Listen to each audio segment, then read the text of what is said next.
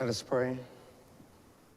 We pray, Lord God, for this our nation, for our president, the members of this honorable house who represent the people, the judges, the magistrates, and all those in authority. I pray that you will so direct their hearts that they may wisely and justly fulfill their trust for our common good and for your greater glory. Through Jesus Christ, our Lord. Say the Lord's Prayer. Our Father, who art in heaven, hallowed be thy name. Thy kingdom come. Thy will be done on earth as it is in heaven. Give us this day our daily bread, and forgive us our trespasses, as we forgive those that trespass against us. And lead us not into temptation, but deliver us from evil. For thine is the kingdom, power, and the glory, forever and ever. Amen.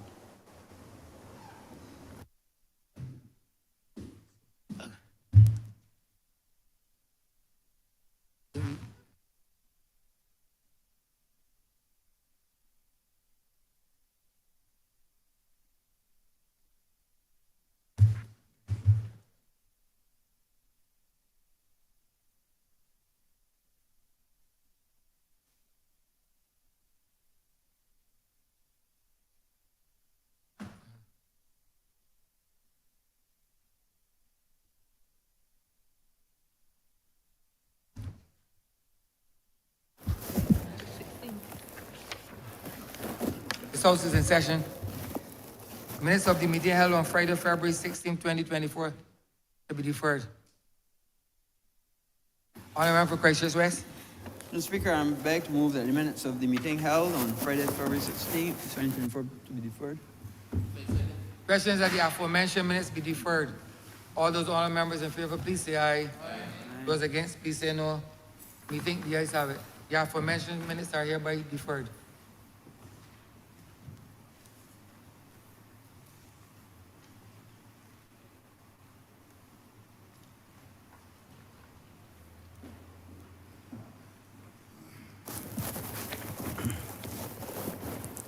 Announcements by Your Honor, the Speaker. Messages from Her Excellency the President. Petitions, papers. Honourable for Christchurch East Central. Mr. Speaker, I'm commanded to lay the Barbados Estimates of Revenue and Expenditure 2024-25, the Schedule of Personal Emoluments 2024 to 2025, and to give notice of the appropriation. Government notices. Honourable for Christchurch East Central. Mr. Speaker, I beg to give notice of the first reading of the Appropriation Bill 2024.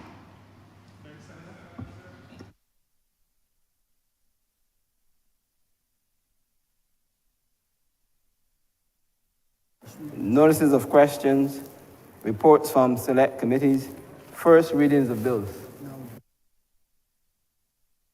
Honourable for Christchurch East Central. Yes, Mr. Speaker, I beg to move that this bill be read the first time. Second. Bill. This bill, honourable member. Appropriation Bill 2024. Questions that the aforementioned bill be read the first time. All those honourable members in favour, please say aye. Those against, please say no. We think the ayes have it. Statements by ministers. Congratulatory and/or obituary speeches. Personal explanations. Motions for leave of absence. Oral replies to questions. Notices of motion for the adjournment of the House on matters of urgent public importance. Orders of the day.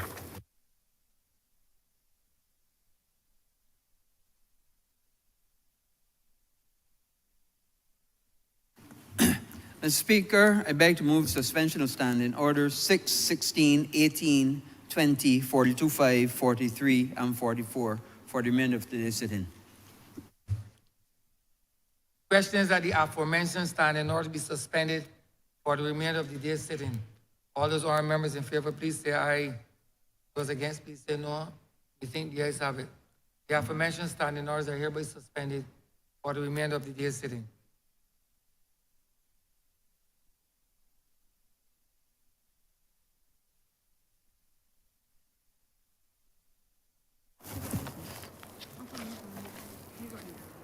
Government business, sir.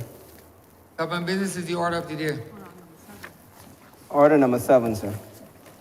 In the name of the Honourable Minister of Home Affairs and Information, to move the second reading of the Caribbean Community Movement of Skill National Bill 2024. Honourable member for Christchurch East. Mr. Speaker, we're here again as we fine-tune the philosophy, sir, of CARICOM leaders over the past 25 years when they sought to create a CARICOM single market and economy. Successive leaders of Barbados have placed different emphasis on the ultimate goal of free movement, sir. We all know the champion that the former Prime Minister of Barbados, when Arthur, was in relation to CARICOM and Caribbean integration. We all know, sir, the champion that our current Prime Minister, the Honourable Mayor Motley, has been in respect of the fight on behalf of Caribbean people and also Caribbean integration. And I guess successive governments, sir, have towed the line, whether in actual support or by lip service, to the concept of the freedom of movement and full Caribbean integration, sir. So the bill we have before us is just an attempt to clarify some definitions, incorporate them into our actual domestic legislation, sir, and work towards what is effectively a living document. It might be better served, sir, if I take us through the history of what it is that we have before us, the whole concept of skilled nationals, and bring us forward to see how it started, the iterations it went through, and where we are today that led to the amendment. It is necessary, sir, to provide the context for those who may not know. So, sir, the movement of CARICOM skilled nationals is one of 5 regimes of the CARICOM single market and economy. So Article 46 of the revised Treaty of Chaguaramas speaks to the movement of skilled nationals within CARICOM, and it seeks to allow certain categories of persons to secure gainful employment in other member states without the need for a work permit. And Article 6 outlines the 5 categories of persons. But over time, sir, this list has been increased by decisions of the Conference of the Heads of Government. So in 2003, sir, the agreement at the intersessional meeting of the conference heads agreed that member states should focus specifically on completing legal, regulatory, and administrative arrangements to give effect to the free movement of, and this is where it started, to the free movement of graduates, musicians, artists, and sports persons. So the first iteration, sir, was aimed at recognizing categories of skilled persons, which included graduates, musicians, artists, and sports persons. And the member states were supposed to try to ensure that their laws and their administrative arrangements were in compliance by the 1st of August 2023 to achieve the free movement of the persons in those categories. 3 years later, sir, at the 17th intersessional meeting, the conference agreed that the category should be expanded to include the following new categories of CARICOM skilled nationals, and these included, sir, artisans, hospitality workers, domestics, nurses who are not university graduates, because nurses, sir, that were university graduates were caught in the first iteration, musicians, artists, and sports persons. Nurses who are not university graduates and teachers. And officials in member states undertook to do this in a short space of time. But sir, we know we had some delays. Some states move faster than others. In some instances, there was a lack of political will. In some instances, there was a lack of capacity. but the framework was there to accommodate certain persons, and we've seen the iteration. Sir, in 2008, another 2 years later, the conference recalled its decision that the right to free movement must be granted to teachers and nurses who are non-graduates from July 2006, so we put in some deadlines on it, in all member states other than Antigua and Barbuda. Antigua and Barbuda, sir, refused to come on board in this respect. Artisans, with the launch of the Caribbean Vocational Qualifications, or the CVQs, this should be in place from the 19th of October 2007 in all member states. And holders of associate degrees and equivalents from 31st December 2007 in all member states, sir. A year later, it was recognized that there were some challenges, that although there were intermittent challenges, it was described as, regarding the free movements of graduates, artists, media workers, musicians, sports persons, teachers, nurses, holders of associate degrees, and artisans with a CVQ, that although it was generally being implemented satisfactorily, there were some slight issues. But it was also agreed then, sir, in 2009, that household domestics who attained a CVQ or equivalent qualification will be allowed to move with effect from the 1st of January 2010. And this decision brought the total number of categories for skilled nationals to 10. The number of categories, sir, was further increased in 2018. We are seeing the evolution as we started to put in qualifications and measurable qualifications. The categories of skill capable of being determined, sir, were increased, and it was accepted and agreed that full movement should be granted to these persons. And as I said, in 2018, it was further increased, sir, to include agricultural workers and security guards, and that these additional categories were to be administratively facilitated by the 20th of February 2019 and implemented by the 31st of July 2019. So in 2019, as well, it was agreed that the movement of agricultural workers and security guards under the CSME skills regime should be facilitated administratively by December 2019 and subject to the urgent finalization of the definition and qualification criteria. Now, there was some hold-up. Well, the agreement was there in principle. There was some hold-up as to what this definition actually includes. What should be the categories of qualifications? What should actually stand as the qualifying mark based either on a certificate or experience? And sir, by subsequent decisions, the heads of government of CARICOM have agreed that there should be free movement of persons in the following categories, and these are now the full categories up to now. University graduates, media workers, sports persons, musicians, artists, nurses, teachers, artisans, holders of associate degrees, household domestics, agricultural workers, and security guards. Now, sir, Barbados has enshrined these categories of skilled nationals in the Caribbean Community Movement of Skilled Nationals Act, Cap 186A, that facilitates the movement of all the agreed categories of workers. Now, sir, the amendments over time, the consequential amendments were made to the Immigration Act, Cap 190, and the Barbados Accreditation Council Act. And it is perhaps useful at this point to take you through exactly, so what I gave you is a history of the evolution of the categories from when it first started, limited 4 or 5 categories, to the full classifications that I just read, the full categories I just read. Sir, while we have made the legislative changes, it is now necessary for us to bring these changes in line with the evolving definitions as agreed by the heads.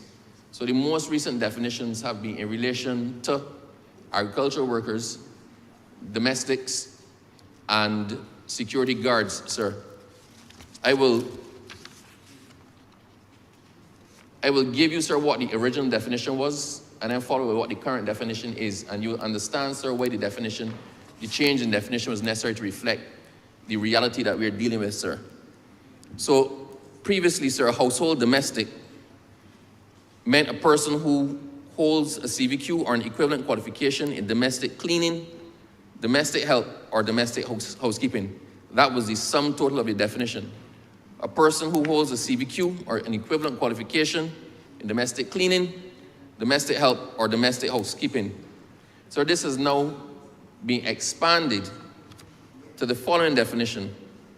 A domestic worker is a person engaged in domestic work within an employment relationship and includes a person who conducts functions such as sweeping, vacuuming, cleaning, washing and polishing, taking care of household linen, purchasing supplies, preparing food, serving meals, and various other domestic duties for the household within private residential homes. So this is what the average agent would say maid work. So it includes what we consider, or what is generally considered to be the definition locally of what a domestic is. Someone who performs maid work. But it does not stop there. It also includes for a person who provides routine personal care and assistance with activities of daily living to persons who are in need of such care due to effects of aging, illness, injury, or other physical conditions in a private residential home. Now, the reality of this situation, this definition is important, sir. We have been increasingly seeing, as people move, persons applying to have caregivers brought with them. A lot of the persons who either come across on work permit, sir, who have come across on the skilled national certification, they effectively have moved themselves and their business to Barbados. In some instances, sir, they move with their dependents, as they're entitled to do, and these dependents may include ailing parents, may include children with special requirements, and we have had increasing applications for persons to bring with them the persons who are already members of their household. The Barbadian context, sir, is not one that readily leans towards that. I remember when we had an application for somebody seeking a work permit to bring their living assistant to Barbados.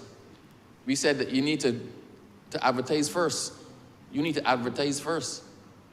And the person did the ads, and we required the person, the immigration department required the person to bring the ads in and to show proof of the ads and the interviews. So when they put out the ads, they got a series of applications from outside of Barbados.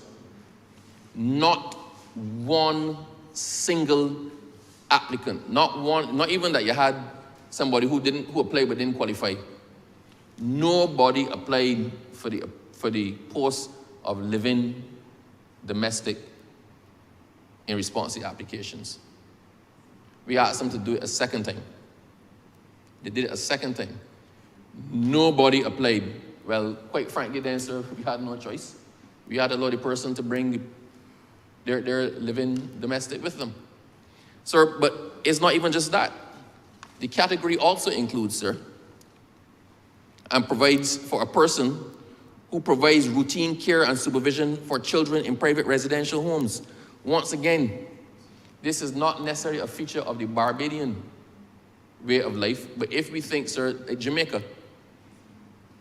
In Jamaica, it is almost commonplace for certain persons in certain economic brackets, sir, to have drivers who pick up their children and ferry them backwards and forwards and do shopping and whatnot. They also, in many instances, sir, have live-in nannies.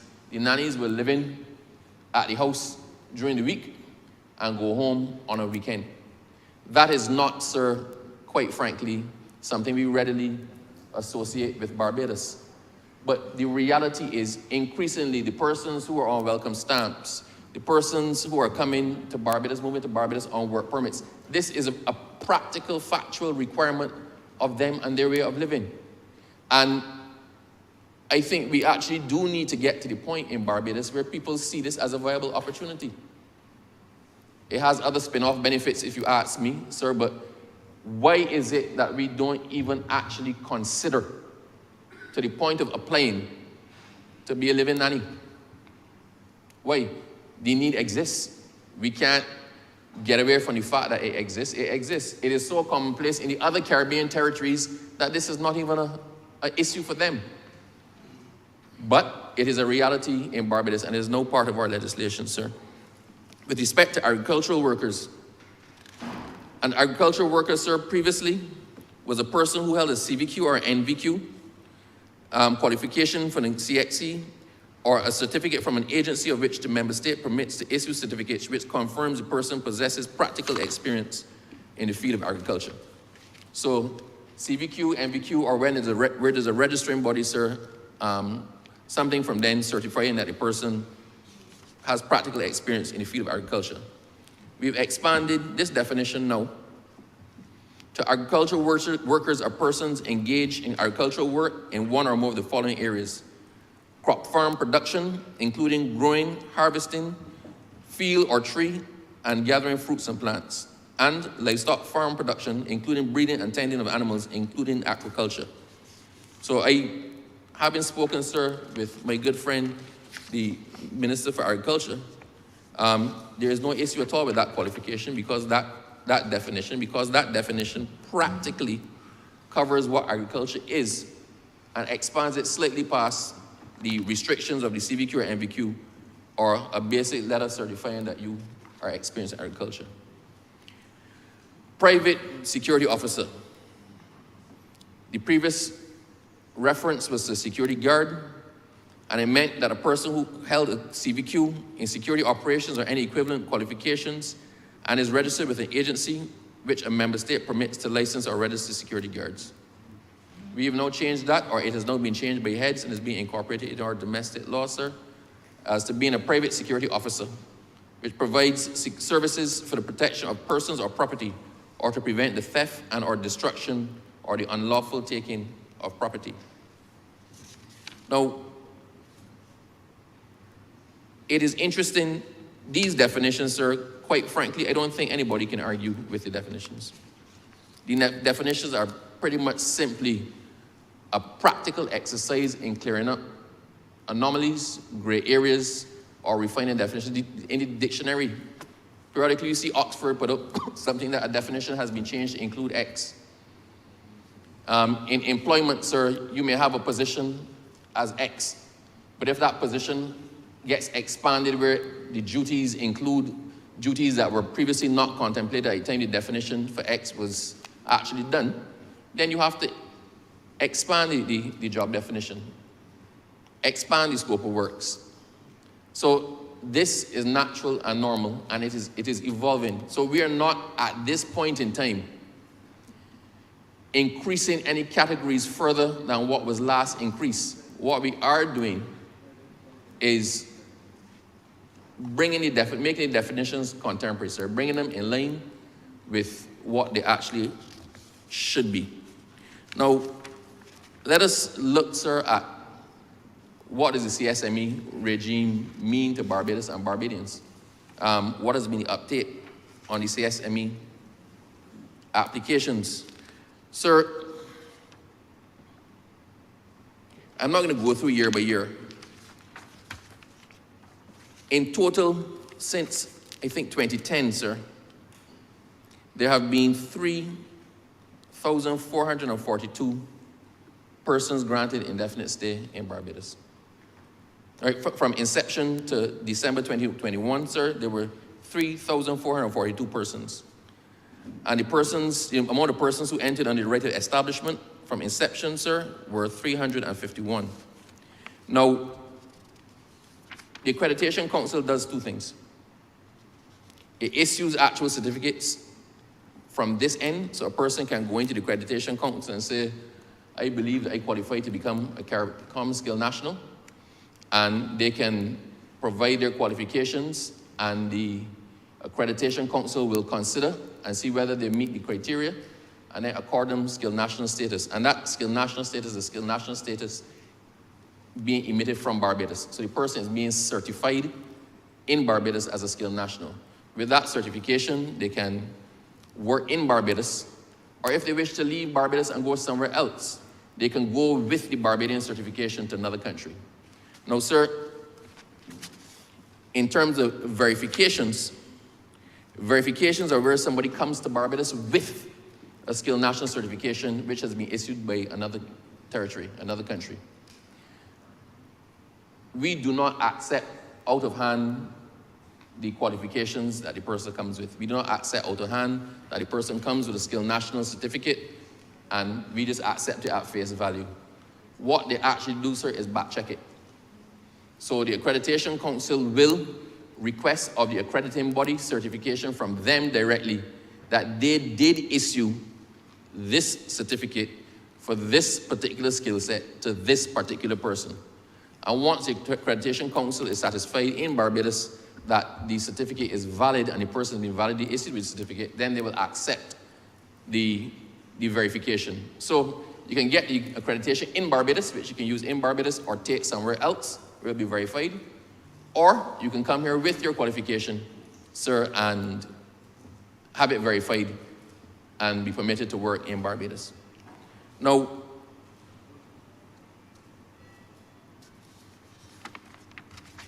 if we, sir, consider what the vast majority of the certifications were in relation to.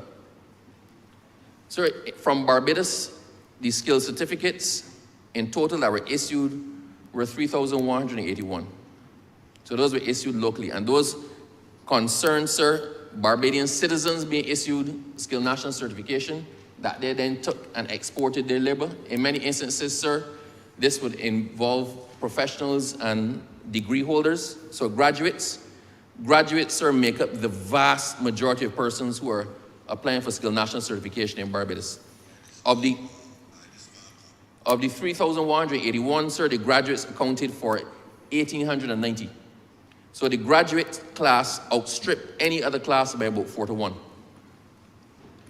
So the bulk of persons who have actually benefited from the free movement, sir, have actually been graduates. We know, sir, that many lawyers from Barbados go and practice in other islands, and other lawyers come here to do cases. Sir, if I happen to have the leader of the opposition as my lawyer in Barbados, and I find myself in Jamaica embroiled in litigation, then I want the lawyer that I'm comfortable with to come to Jamaica and deal with my case. And under this, you're free to move with your professional assistance and your professional help. We know there are many dentists, sir, doctors and dentists who play their trade in Barbados and they go and do stints. I think you call it a locum. Go and do locums in other countries. We have persons with certain qualifications, sir, who come to Barbados for stints. So they will come in for 6 weeks and conduct all of their business in that 6 weeks, and then they roll back out again. But they have a special skill set that may or may not be available here. Sir, one of the most famous, I don't want to call the name of the particular doctor or his specialty, but that particular doctor is well known throughout the Caribbean, sir, for enhancements. And he plays his trade in Barbados, and he just as equally picks up and plays his trade in other countries, sir, where he lands to a long waiting line of persons waiting to avail themselves of his particular skill set. And he does, he's not a psychiatrist, no. And he does his business, and he comes back to Barbados. It is important to note, sir, that by far the vast majority of persons who have availed themselves of this opportunity and this regime have actually been, sir, graduates. Sir, media persons account for a few. Sports persons, sir, are perhaps the next biggest one, sir. But the ones, with the exception, sir, of holders of associate degrees or comparable degrees, the next biggest class of persons is artists. We all know. We pick up, sir, and leave Barbados. Not we. I didn't get a chance to go. But some people, sir, picked up and left Barbados and went to enjoy Carnival that just finished in Trinidad. And they left Barbados and went to Carnival and went to the fetes that the Bajan artists were playing at. Artists freely move in and among the Caribbean. All of the shows we have in Barbados, sir, the Hennessy Artistry, the Reggae Festival, the Raise, all of the shows, bringing artists who travel seamlessly in between the countries. Come in, they perform, and they leave, sir. Come crop over, you ain't saying nothing. If you're holding a party, sir, you are not saying a pang. I don't know if Hansard can actually get that. That would be P-A-N-G, sir, in inverted commas. But you are not saying anything if you don't have some foreign artists on your slate. We have and celebrate our local Bajan talent, but our local Bajan talent gets big recognition in Barbados, but sometimes even bigger recognition when they travel. So it has worked. It has worked for those who position themselves, sir, to avail themselves of the opportunities presented by the skilled national regime. We know that some of our nurses travel. Some of our police officers, sir, leave Barbados and go. We are lucky in Barbados because we have a highly educated and highly skilled workforce. Perhaps we have one of the best educated workforces in the entire Caribbean. What does that do? That allows Barbadians who might hit a ceiling in Barbados. You might be, let's say, a supervisor at the company you work for, and you can't get past supervisor. But your skill set is one that they may not have in another one of our sister islands. So you are stuck at a point here in Barbados, but you can pick up and go to somewhere else where that skill set is being developed. And you go from being a supervisor to a manager or an instructor. So the possibilities are there for us to move along. Sir, it's perhaps best, because I seem to be drifting into it. It's perhaps best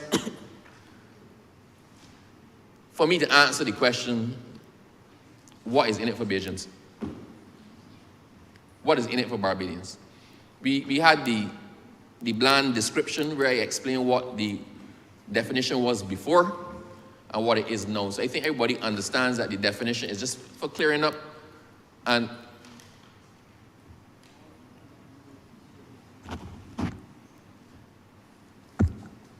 sorry, sir. Continue.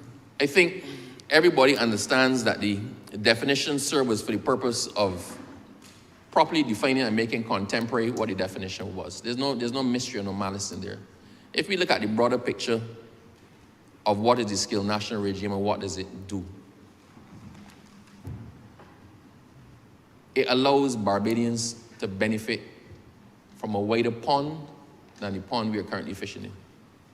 If we look at Barbadians, sir, who start up a business with, let's say, 300,000 people. It's an easy number to use. Let's say 300,000 people. If you have 300,000 people, sir, and you are selling a product that is good and has longevity, the most you will ever get in Barbados is 300,000 sales. You are capped by the amount of persons who are here. There is a market so well beyond Barbados that a lot of persons don't necessarily contemplate when working on their business plan. If I go back, sir, to the field of entertainment, which I'm familiar with, when we are staging a show in Barbados, or when a promoter is staging a show in Barbados at certain times of year, you're not just looking at your captive Barbadian market. You're looking at advertising that show in such a way that you bring other people in for it. You want to entice people to come in. When we used to have a jazz festival or music festival, so I've been to music festivals throughout the Caribbean. I've been to the St. Lucia Music Festival most recently. And the St. Lucia Music Festival, sir, had a ton of St. Lucians, but half of Barbados seemed to be there too. And all of Martinique seemed to come over on the ferry. So if those who are putting it on catered only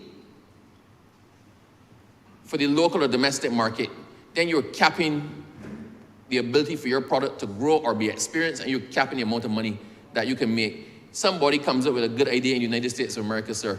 You have, I don't even know how many millions of people there are in the States, but you have an expansive market that if you manage to sell to every couple of people, you can become an instant millionaire.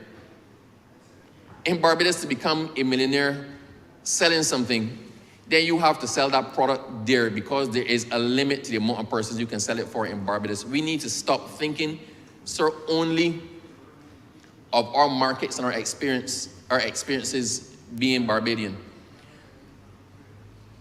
It might interest some people to know that Barbados is one of the countries that has benefited most from the Caribbean single market and economy.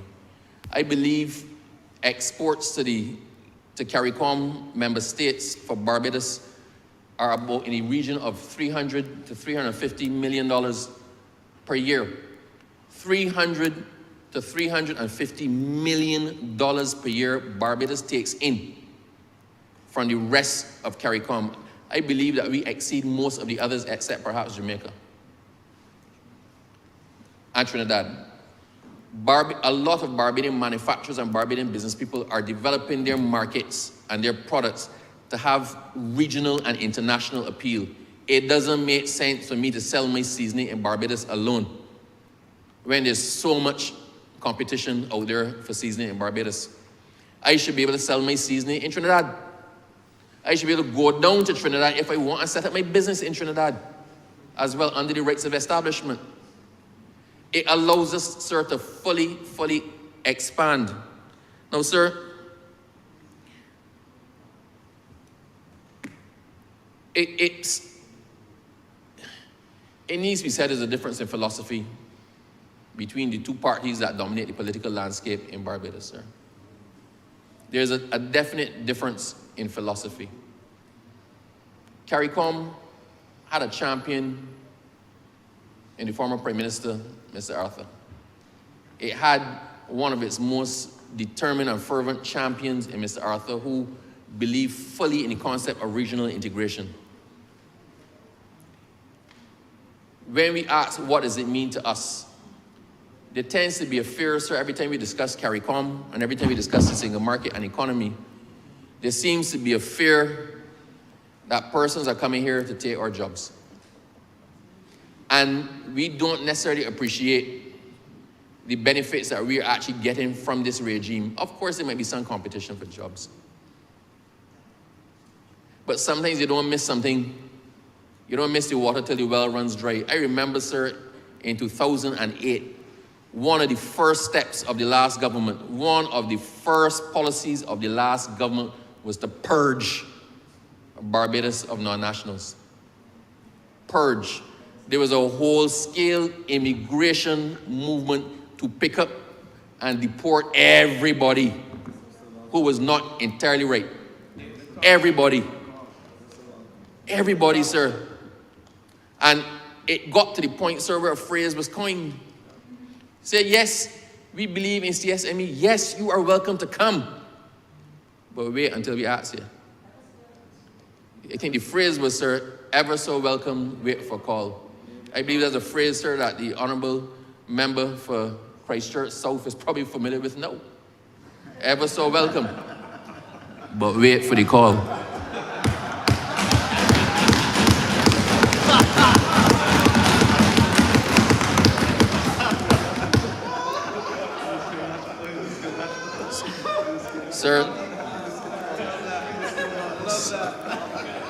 Sir, sometimes the call takes a while and you have to try a couple of times before you get the call. Sometimes the call is immediate. Sometimes the call does not come at all. But sir, the philosophy of the two parties that dominate the political landscape in Barbados could not be more polarized on this. This government, sir, is about the advancement of Barbados.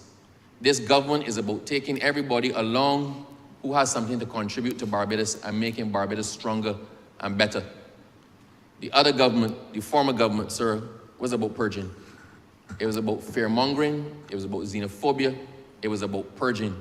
We just have to think, sir, coming up to the 2018 election, sir, the 2018 election, when the law was clear as to who could vote in Barbados. CARICOM nationals who would be here for 6 months or more. That was what the law said. But the last government, sir, sought to exclude from the electoral list anybody who fit that bill. If you were not a resident of Barbados, you could not vote. So somebody on a CARICOM skill national certification whose life was in Barbados, who pays taxes in Barbados, whose children go to school in Barbados, who drive on the roads in a constituency in Barbados, who go and shop at the village shop in Barbados, that person did not have a say in. And worse than that, sir, is that the last government fought tooth and nail to exclude them. Tooth and nail. The case went right up to the day before elections. Judgment was handed down and the adjustment was made to the electoral list on the day of the elections. That's how hard they fought it. That's how hard they did not want the recognition of our brothers and sisters from CARICOM. That is how hard that they fought for the purge and to maintain the purge. So that caused Barbados untold damage and injury in its professional reputation, sir. We had in Barbados the Guyana bench at the airport, not the illegal persons bench, not the hold here and wait till we sort you out bench, sir. It was the Guyana bench. It was reserved under the last party, under the last government for Guyanese. No Guyanese, no foreigner, no Guyanese in particular was supposed to come into Barbados easily. You could not come here. We ain't want you. We don't care what you have to contribute. We don't want you. You might qualify as a CARICOM Skill National. Did you get your certification before you came here? No, we don't want you.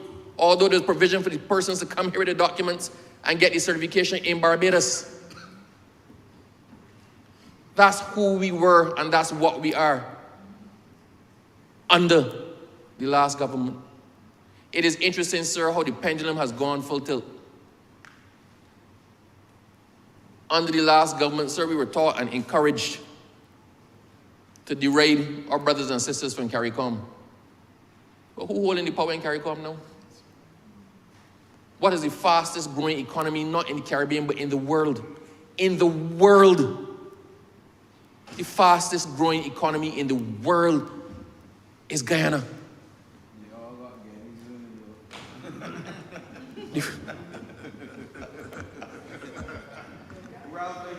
At this point in time, sir, I would take a sip of water. Well, I let that one sink.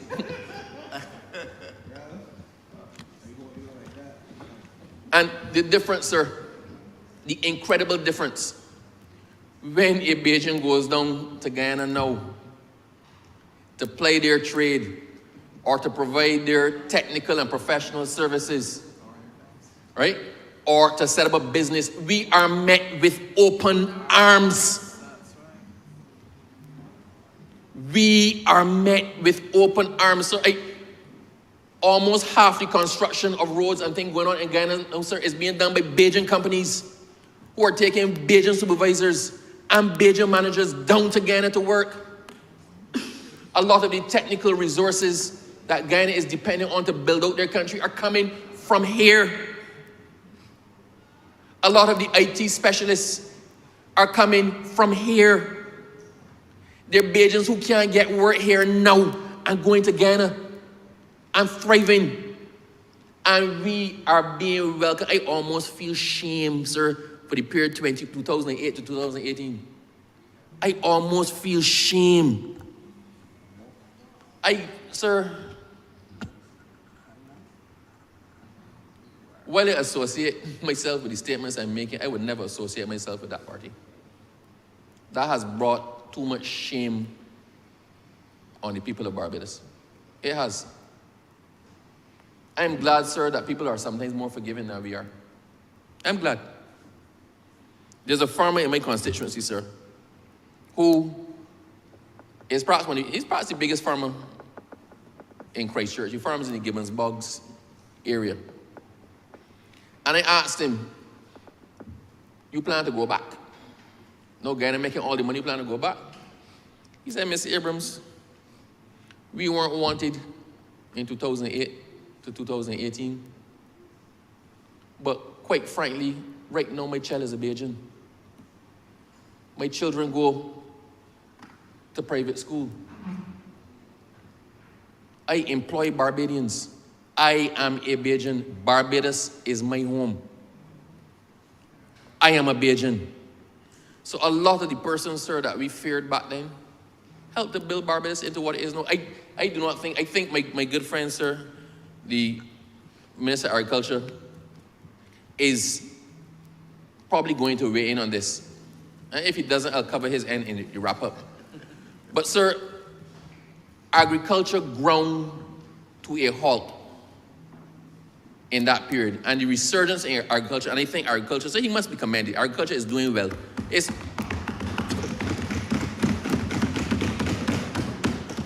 You just have to hear the battles between him, sir, and the Minister for Housing to understand that there's competition for land in Barbados. I have never seen agriculture. It has been a long time, sir, since we've seen the amount of plowing, amount of planting, and the amount of reaping of products in Barbados. And this all goes towards our food security, the aim and the policy to make Barbados self-sufficient in food. But sir, 25 by 25, sir. But sir, I digress a little bit. I had started this train of thought by saying you never miss the water till the well run dry. In my previous iteration, sir, I worked in town. Town, Fairchild Street, all the stands out there, all the stalls, all the businesses, all the shops, all the bars used to be kicking and thriving. We know that, sir. On a Friday, you avoided going by Fairchild bus stand over the bridge and turning left. You tried to stay as far from that because you couldn't get through. Out there was ramble. Sir, after the purge, Fairchild Street was a ghost town. A lot of the businesses in Fairchild Street closed down. They closed down. For a while, sir, Oistins itself, and the Honourable Member for Christchurch South would know this, or should know this, Oistins was a ghost town. You did not know how many foreign nationals propped up Oistins until we kicked them out. Not we, they. Because it wasn't me. I didn't believe in that. We could not appreciate, sir, how many foreign nationals propped up the things that we do or take for granted as a matter of course. Sir, the landlords in low-income housing, landlords in Barbados were crying out. The purge robbed them of their tenants. Bridgetown has still not recovered from the purge of 2008 and the years following, sir. It hasn't. It hasn't. They didn't want them. Them didn't want them, sir. And them tell them to leave. And we suck salt from then till now. That is the reality. We are a drop in the bucket. The future of Barbados depends, sir, on the skill sets that we have. And it also depends on evolving skill sets, some of which we don't have.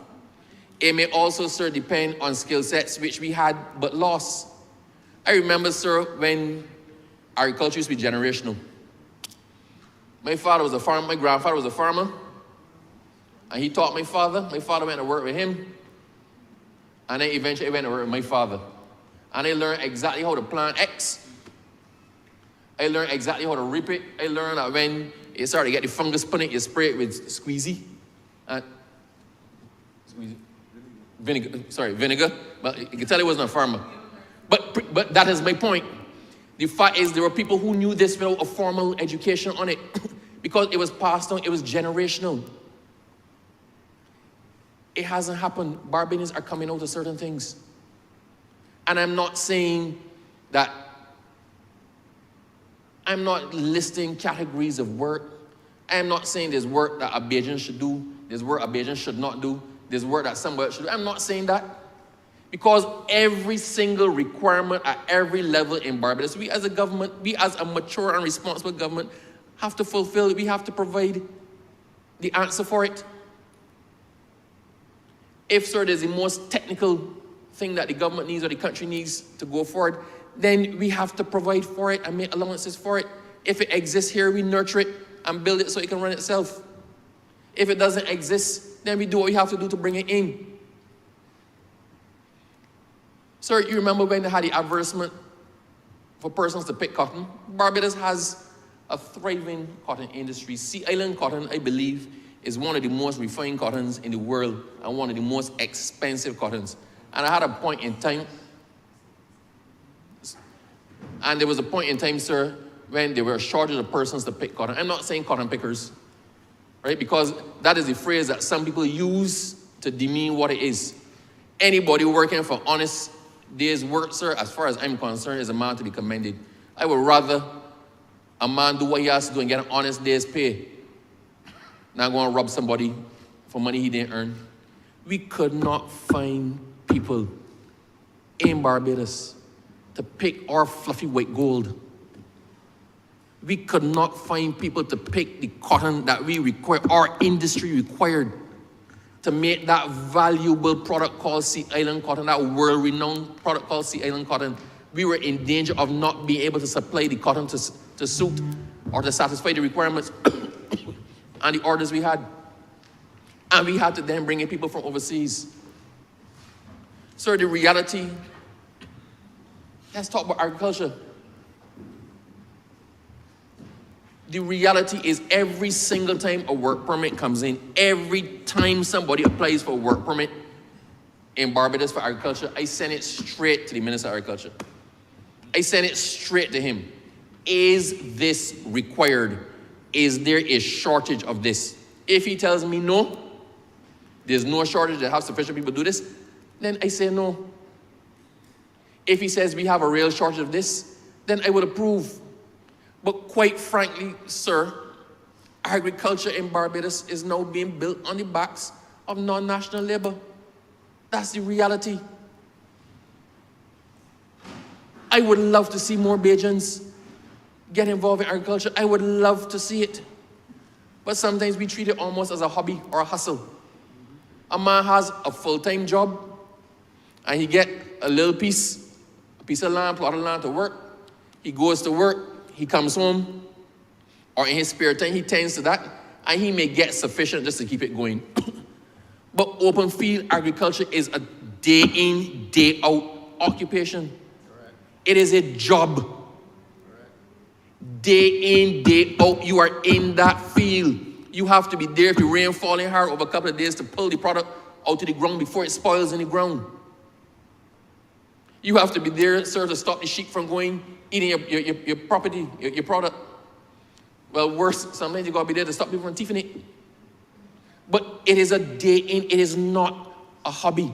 It is not a loose arrangement. Our national security depends on our food security, on us being able to make ourselves independent or at least manageable in feeding ourselves. And that requires a sustained, comprehensive, professional approach to agriculture, which quite often, sir, we don't have. I do not believe in anybody coming in here and taking jobs that Bajans want or should have. I don't believe in it. I believe that a Bajan who wants every possible opportunity should be able to get every possible opportunity. That's what we're here for as a government. We are here to enfranchise our people first and foremost. But if I'm talking straight, sir, and the person that I'm speaking about will probably know if he's listening, somebody hounded me down to get a piece of land to farm. They wanted a piece of land to farm. They said, Mr. Abrahams, I'm not asking for a job. I want a piece of land to farm. I turned around, hounded down my neighbor on my right. I hounded him down, harassed him, made him miserable. He allocated a piece of land to the person. He didn't last but 6 months. And I asked him, because I got the phone call saying, what happening? You man, you abandoned this thing. And I asked a question, and the person said to me, Abrahams, the sun too hot. I ain't able with all that hot sun. That's the reality. Will it stop me from trying with somebody else? No, it will not stop me from trying with somebody else. But I'm saying that the requirements for agriculture have to be filled. I would like to fill them from Bajans, and I take every possible step to ensure that Bajans get sorted first. But if we can't find Bajans to do it, then we find it from somewhere else. I started by talking about the persons who want living domestics or living nannies for the children. If Bajans don't want it, then let somebody else do it. Let us recognize that it exists. But it also means that we can export the things that we are good at. we can export those as well. I am sure, I would almost hang my head, my hat on it, that the Honourable Member for Christchurch South, I am sure he has practiced down the islands. A lawyer as prominent as he is, with the depths of skills that he has, with his time in legal practice, I am positive that he has done cases down the islands. Sir, I know my good friend, I know others in this chamber, sir, have actually practiced down the islands. Actually, it's almost commonplace. And what happens quite often, sir, in sensitive cases, where you might not want a local prosecuting a certain thing or suing the state, you bring in somebody from overseas. And how many commissions of inquiry have legal luminaries from Barbados sat across the length and breadth of the Caribbean? They cruise in, don't ask for work permit, go and sit and hear cases and conduct inquiries. And to great benefit from them. Barbadians have benefited well from CARICOM. The opportunity exists for more Bajans to benefit from CARICOM. I don't want it to just be the Honourable Member for Christchurch South or myself. I don't want it to just be persons who are graduates or who earn at a particular level. No. That opportunity must exist for every Barbadian. If you satisfy that revised treaty of Chagan-Ramaz, if you qualify as a skilled national, if you have a skill that can be exported, we owe it to our people to help them to export that skill, help them to export that service, help them to appreciate there's a bigger market on which to build their wealth. The concept of the CARICOM Skill National is an honourable one. The concept of the single market and economy is an honourable one. We are not there yet. It is going to go through more and more refinement. And sir, at some point in time, a Bajan is going to come forward and say, look, I do this. This is a new field. I do this. I am one of the best in the world at it. Right? This should be added to the category. This is an emerging skill set. AI. What, sir? In short order, persons who are conversant in AI or who have specialties in AI are probably going to get added to that list. We need to monitor and make it relevant. We need to add on the skill sets that don't just serve Barbados, but serve the rest of CARICOM. We need to not be afraid to embrace new skill sets that we hadn't contemplated before. We need to not be afraid to travel and try our hands somewhere else. Sometimes you just need a change of pace, and you just need a change of place. I know a person recently, sir, who was becoming unlucky where they were in CARICOM. They were having some domestic issues. And that person was able to take a deep breath and pick themselves up and walk away from it all. They're handling their matrimonial issues from here. They're doing the divorce from here. When necessary, they go back to where they came from to attend the court. But they have come here, sir, and picked up and started to work in Barbados and providing a valuable service. I can't go any more specific than that because someone may figure who it is. Right? But imagine the luxury of being a CARICOM citizen. Or passports. Now, if you look at the passport, if you had a recent passport, sir, you realize it doesn't just say Barbados anymore. It says Caribbean Community on it. It's a CARICOM passport. We are now citizens and residents, effectively, of CARICOM with marketable mobile skills. And if we want to solve our issues, sir, then we create other avenues in Barbados. We create areas and arenas. We create, sir, I'm searching for the word. No, I don't often search for words. We create new areas of business, and then we populate them with our own. I think, sir, what the government should be doing is facilitating persons to be able to set up businesses in other Caribbean territories. I know that we have done it in some respects, but I think this is something we probably need to look at a little bit more. For those enterprising Bajans that we believe have capacity outside of Barbados, have capacity to be global, let them start by reaching into the Caribbean. Let them do it with the backing of the government. Let them set up a hub. If you want to try a different piece of kind of agriculture that is land intensive, when we don't really have that much land here, then Guyana has made land available in Guyana for Bajans to go and farm. I think Suriname has done the same thing. So further apart from people locking their borders to us, persons are trying to invite Barbadians in, invite Bajans to cross the water and bring the skills, bring the experiences. Come and make your money here, pay some taxes here, but come and make your money here. Do it on a bigger scale. Sir, I don't want to overspeak on this. I just want, in closing, to pay some respect, sir, to our NTA and our TVET programs, which allow our citizens to train up. We're trying to train people up, giving them marketable, sir, and exportable skills. We're trying to take persons who would normally be in entry-level positions and trying to skill them up so that the position they go for is not necessarily entry-level. Right? And I think that's a commendable effort on the part of the Ministry of Education. It is something that is bearing fruit. It's something that is getting a lot of buy-in at the grassroots level in communities. You're seeing persons doing the NTA skills online. You're seeing persons trying to get their technical and vocational qualifications, sir. A lot has been done by this government in trying to upskill our people, to position them to take advantage of opportunities, sir, that arise not just in Barbados, but outside of Barbados. Sir, this is an exciting time for us. Globally, the reach of CARICOM is expanding. We are now a major player on the global scale. Our voice is being heard on the global scale, in the global arena. Our opinions are being sought in the global space. This is an exciting time for us because whereas, sir, we were a voice crying in a wilderness of 300,000 people, we are now a voice saying to the whole world, we are ready for business.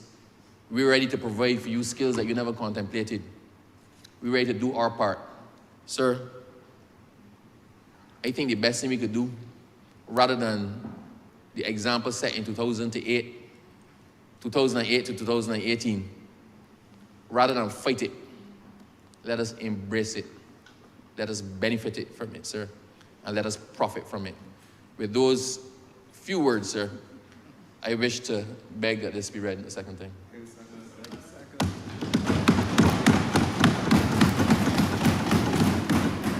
Honourable for Christchurch South. Thank you, Mr. Speaker.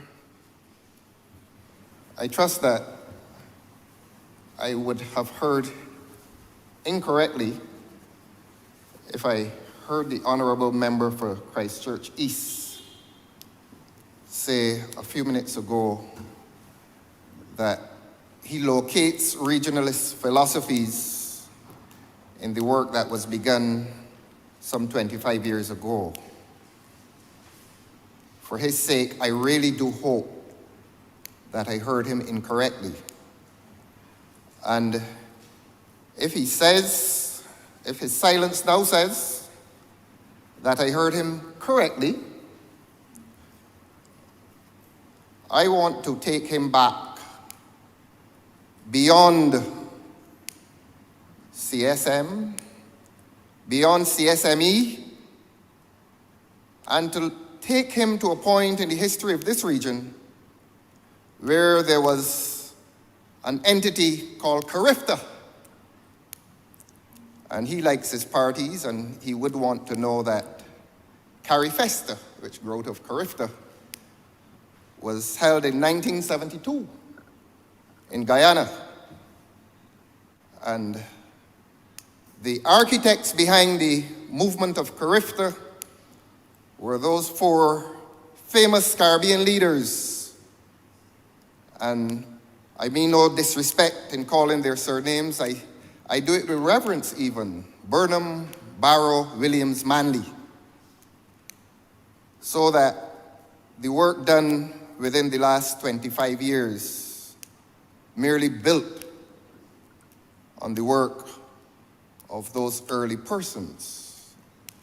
But one does not wish to locate all of the work with those four Caribbean patriots. I don't think there's anyone in this chamber who is capable of forgetting 1958 to 1962. Historians refer to it as the experiment. And an experiment would imply that you're trying something. And it is one of the great tragedies of Caribbean life that the leaders at the time did not commit themselves to more than an experiment, but that they ought to have committed themselves to a mission to unite this region. But I take the regionalist movement even earlier than that 58 to 62 failed experiment. And please do not be alarmed if I say to you that regionalism may have had its birth as well in regional cricket. There was something called the interterritorial matches, and cricket and the rivalries were very fierce. And Barbadians and Trinidadians, that was the zone of greatest rivalry, sir. Those interterritorial matches between Barbados and Trinidad.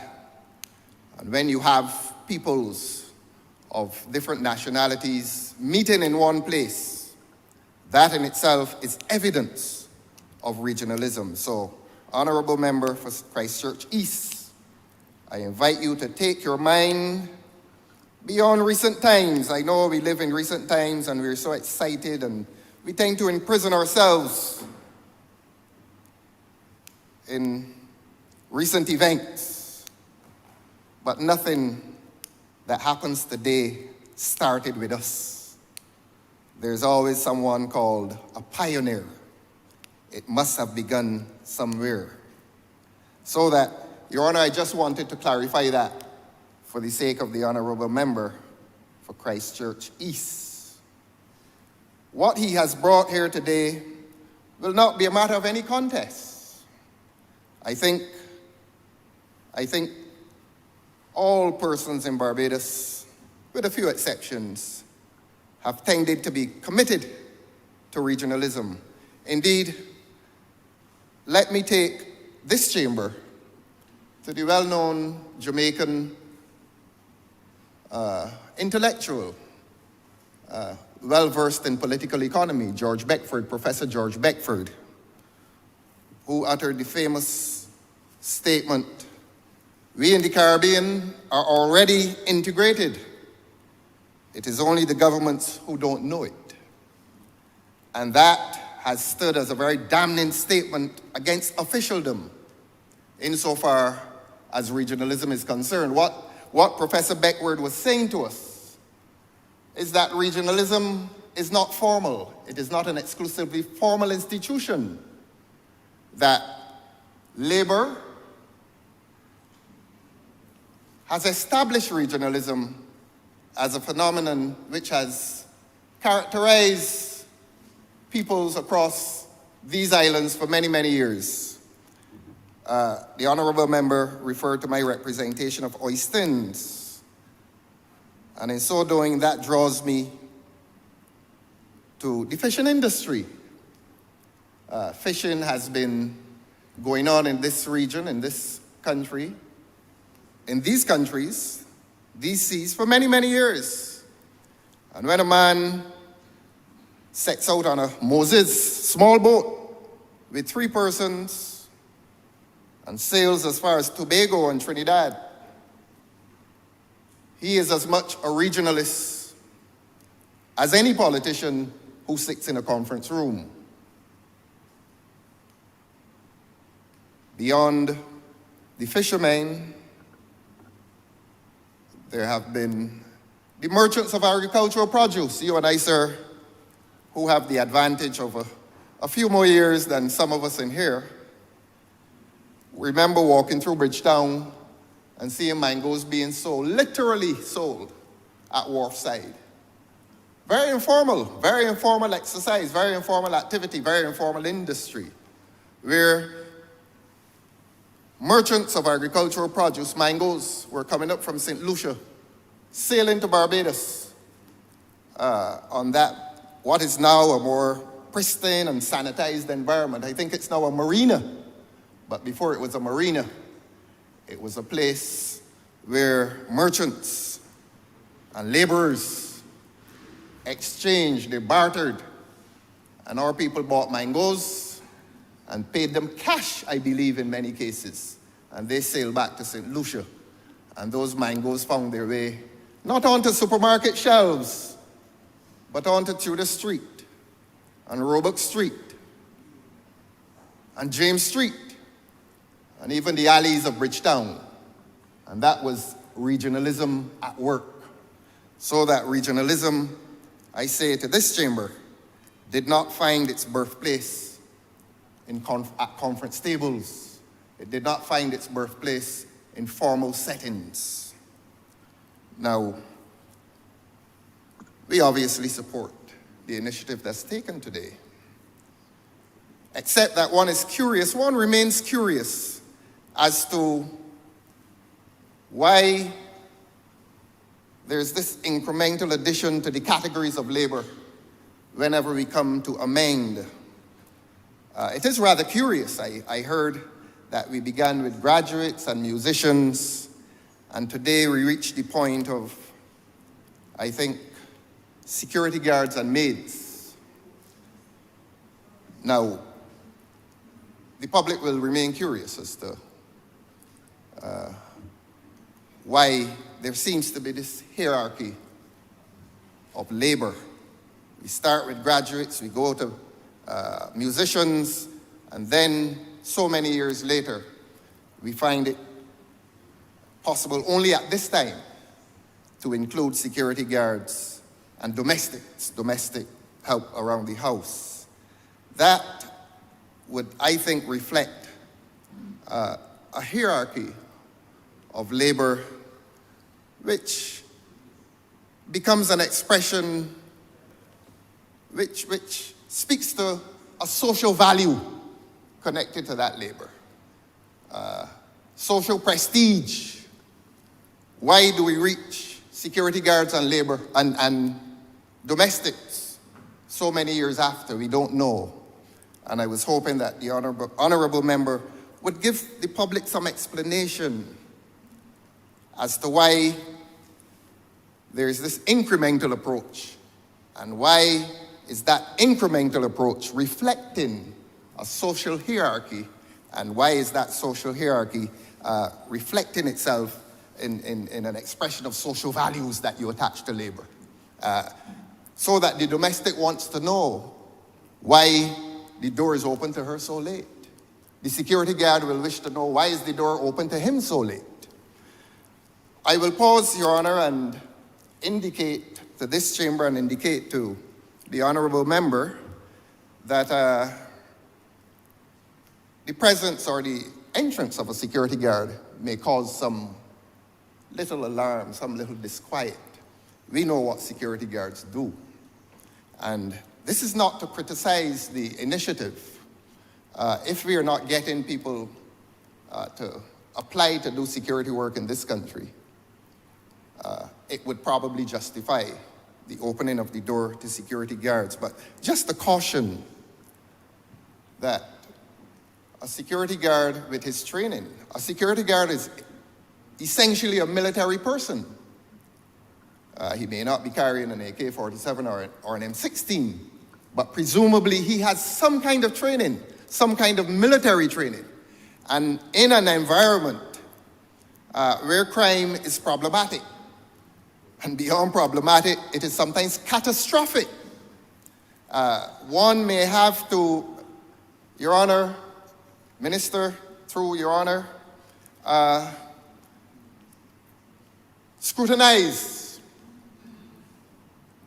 your security guard with some closeness. He comes as a military person, And if he is a military person, maybe he comes with military skills. Maybe he comes with military training.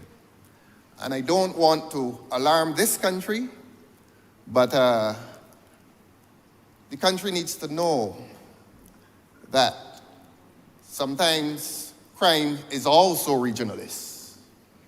That we have had reports, certainly in Barbados, of individuals traveling into this country, committing crime, and spending so much time as they need to commit that crime, most violent crime. I hope I'm not alarming Barbados, but I'm told that this is something that maybe, I will use reserve language on this, that may be happening within this region, that you now have men who are mercenaries, gunmen for hire. And if a man is coming as a security guard, the immigration department may need to scrutinize that person with some greater care. But it is not a statement against security guards. It is a statement that this country should take some precaution insofar as the entrance of security personnel are concerned. Now, Your Honor, the movement of labor, as I've said, has occurred for many years, perhaps more than 100, perhaps more than 200 years. I've referred to the phenomenon of fishing. But labor has moved with some difficulty. Whenever we speak of labor, we must speak of capital. And we must expose that labor-capital dichotomy. You don't have labor unless you have capital. You don't have capital unless you have labor.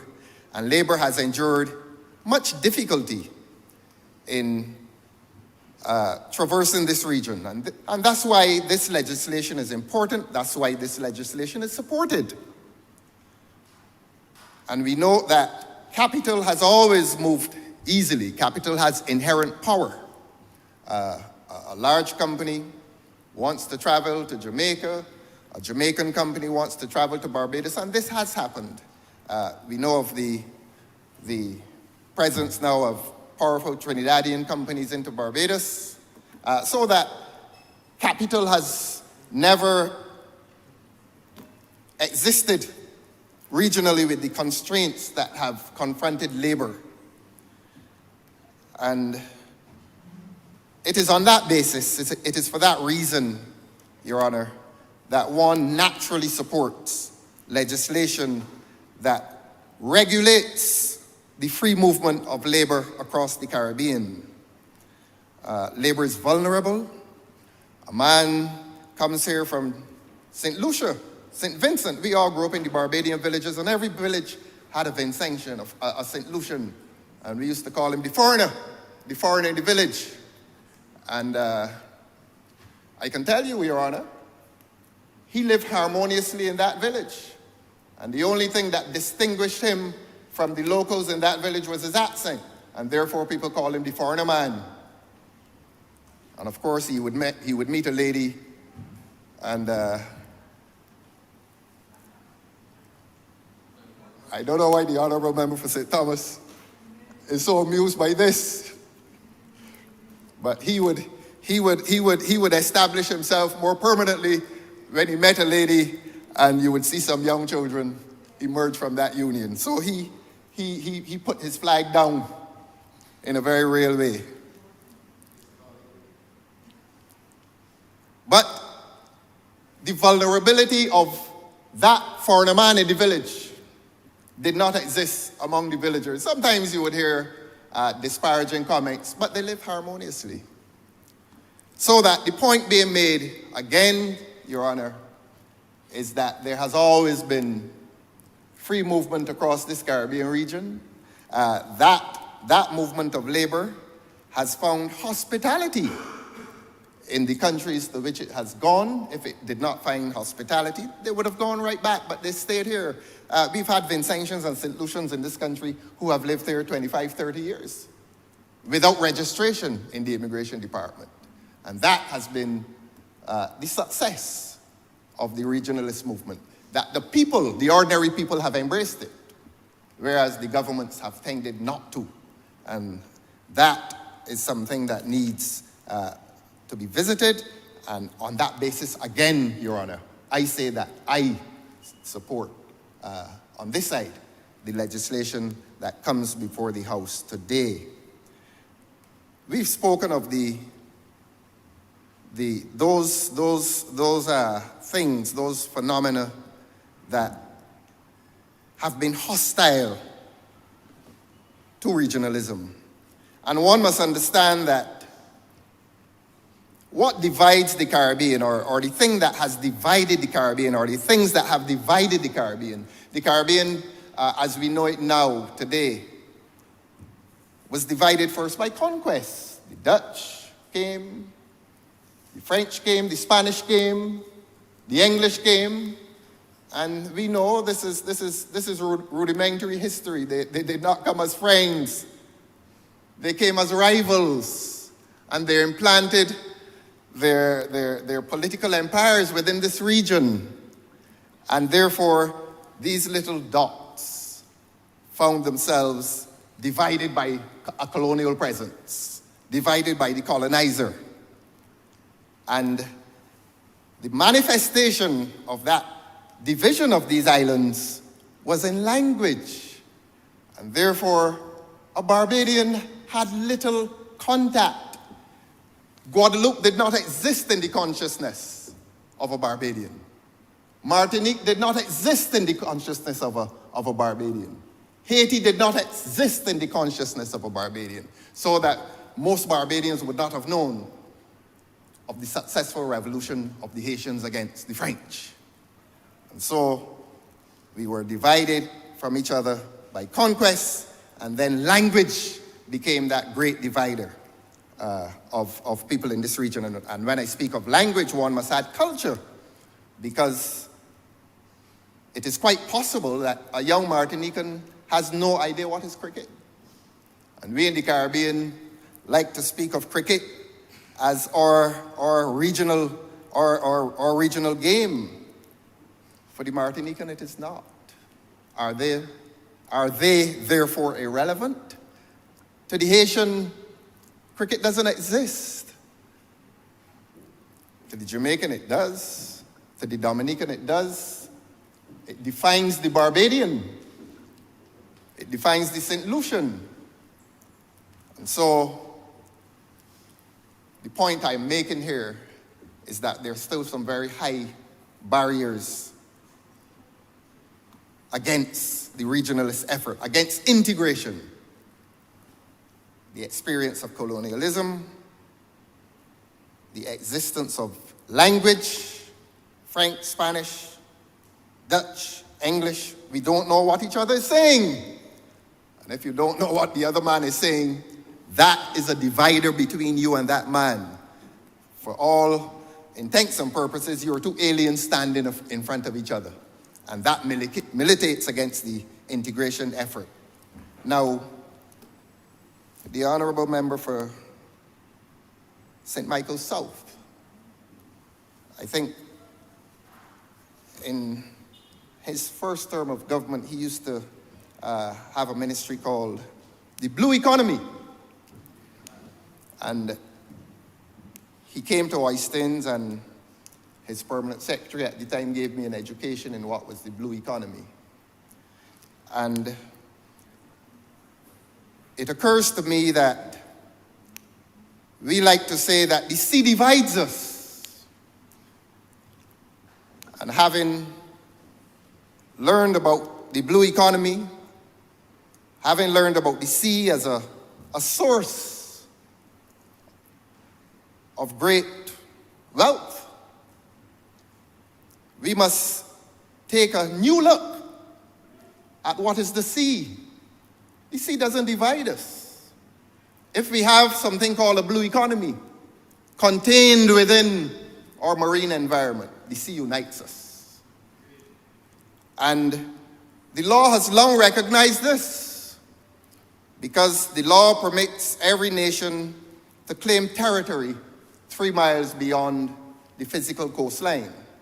And the international law has always recognized this. And I think, Honourable Member, that thing we call an economic zone, that still exists 200 miles off the physical coastline. Thank you. So that the economists and the lawyers have recognized and the scientists have recognized that the sea is a great resource of wealth, and therefore we must encourage our young people to consider our marine environment not as a place of which we must be afraid, but an environment that we must exploit for economic benefit and economic advantage. And so, Your Honor,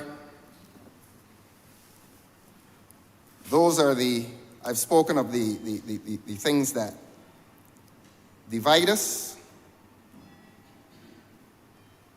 No speech on regionalism, no speech on integration is completed unless we refer to those formal institutions that have united the Caribbean. And indeed, when you speak of those formal institutions, we get the more prestigious vocations traveling with those formal institutions, the Academy, the University of the West Indies. We all know about this. This is really, for the Barbadian, I would say, under 75. We all have a love affair with those 3 letters, UWI. We know what the UWI has done for this region. And we know how the UWI has united people in this region. So that when the Honourable Member for Christchurch East reminds that we go across the Caribbean to do cases in other islands, in other courts, it is so reassuring when you arrive at that courtroom to see a student with whom you sat some 30, 40 years ago, to see him in the courtroom, and the bonding takes place. And so it is important that we continue to have our institutions made regional. Just let me pause, Your Honor, and say that I still do consider it a matter of some considerable regret that the old and former system of locating medicine in Jamaica, engineering in Trinidad, and law in Barbados, I still do regret that that has been dismantled because it has hurt regionalism. All of the doctors across the Caribbean knew each other because they all studied at Mona. All the engineers knew each other because they studied at St. Augustine, and all of the lawyers in the Caribbean in those early days studied here at Cape Hill, so that when they traveled to the other islands, immediate recognition, immediate bonding. Regionalism, the success of regionalism would have been contained within that arrangement of the existence of the UWI, I beg your pardon. The other formal institution, please do not be surprised by this, cricket. I list cricket as among the formal institutions of Caribbean integration. Cricket has now become so important to us. Beg your pardon, sir. That it is no longer the Trinidad-Barbados interterritorial game. Cricket has now become an industry at a very sophisticated level, except that they have these franchises now, T20 all over the place, but the Caribbean person still identifies the formal structure of CWI managing and administering Test cricket and ODI cricket. In spite of the franchises, that is still regarded as the established institution of Caribbean cricket. And it is, Your Honor, I know you've had this experience as I have had. We would go in those days to Shell Shield and Red Stripe cricket and feel great local pride. You wanted Barbados to beat Jamaica. And you could never imagine that 2 weeks later when a test match is playing with Jamaicans and Trinidadians in the same team, that you felt that fierce regional nationalist pride. And I say that is why Caribbean cricket continues to be a formal institution that promotes the integrationist effort across this region. Now, I have referred to the informal institution, which is manual labor. The fishermen, the merchants, that is informal. They didn't go and have a conference somewhere and agree or decide to go across the Caribbean. They just went. Economic necessity, perhaps, a spirit of adventure, so that the informal institution of integration would have been labor. The formal institution would have been the more prestigious UWI and cricket. Now, I want to place, and I noticed the minister would have referred to music as one of the early areas of free movement. Somewhere between the informal and the formal is music. There's a sense in which it is formal because it has structure, the making of records, the marketing of records, the marketing of the music. So there is some formality there, but nobody can stop a man in St. Vincent from turning his radio on and hearing a Barbadian calypsonian. That's informal, but it is something that feeds and promotes and encourages regionalism. So I put music, Your Honor, as falling within both categories of the formal and the informal institution. I expect the Honourable Member for Christchurch East did not say it, but I expect that this has socio-economic implications. That if you're inviting labor, you're really growing your economy. And the growth, I will say this, that the growth in an economy or economic growth is not to be measured in dollar signs exclusively, because inflation can give a false impression as to real economic growth. I will say that elsewhere in the fullness of time. But the presence of labor, people spending money, people making money, people gaining salaries, spending that money, and hopefully being caught within what they call the tax net, paying NIS, for example, so that the movement of labor really must be considered good for economic growth. And the minister did not say it, but I suspect that that would be one of the benefits of more or less importing labor into a country. So again, what reasonable politician would find himself objecting to legislation of this nature? I asked a question in the presence of the Honourable Member for St. George North.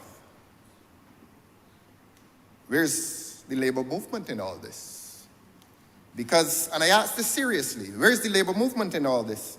Now, you quite often hear Barbadians complain, oh, this person is coming in and taking my job.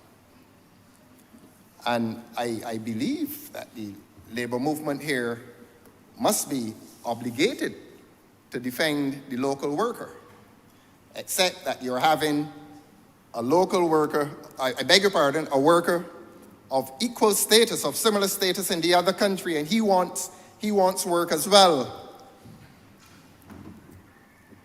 And this question is asked seriously, not by way of charging at you with criticism, but by way of a challenge. How is the labor movement across the Caribbean relating to the issue of this free movement of labor, when in some cases it presents a threat to local labor, and you therefore find yourself having to satisfy your local member? How is the labor movement relating to this? And that question is asked not to offer any solution, but seriously if we are committed to workers' rights, and if we are committed to to unions in Barbados, because democracy in this country would not have existed without the success of the labor movement. And Honourable Member, I know that you know that, and we agreed on that. And so, Labour must now ask itself some serious questions in relation to this issue of free movement of labour and free movement of labour at the less prestigious levels. Now, I know there's this thing called the ILO and so on. Honourable Member, I want to challenge the labour movement in this country. I don't know if the Labour College is still existing, but I would want, beg your pardon? Alive and well. Excellent, excellent, because I had heard that for some time it had been closed. And I rejoice with you if it has reopened. Yes, yes, yes. Thank you very much. Never closed. Oh, it was never closed. I was woefully misinformed, but I was hearing that there was a hiatus in its activity. And woefully misinformed. I was hearing that you were, not you, I was hearing that what we knew as the Labour College. Honourable Member, speak to the chair. Don't Yes, yes, yes, please speak through the chair. Speak to the chair. Yes, I beg your pardon, sir. We both beg your pardon.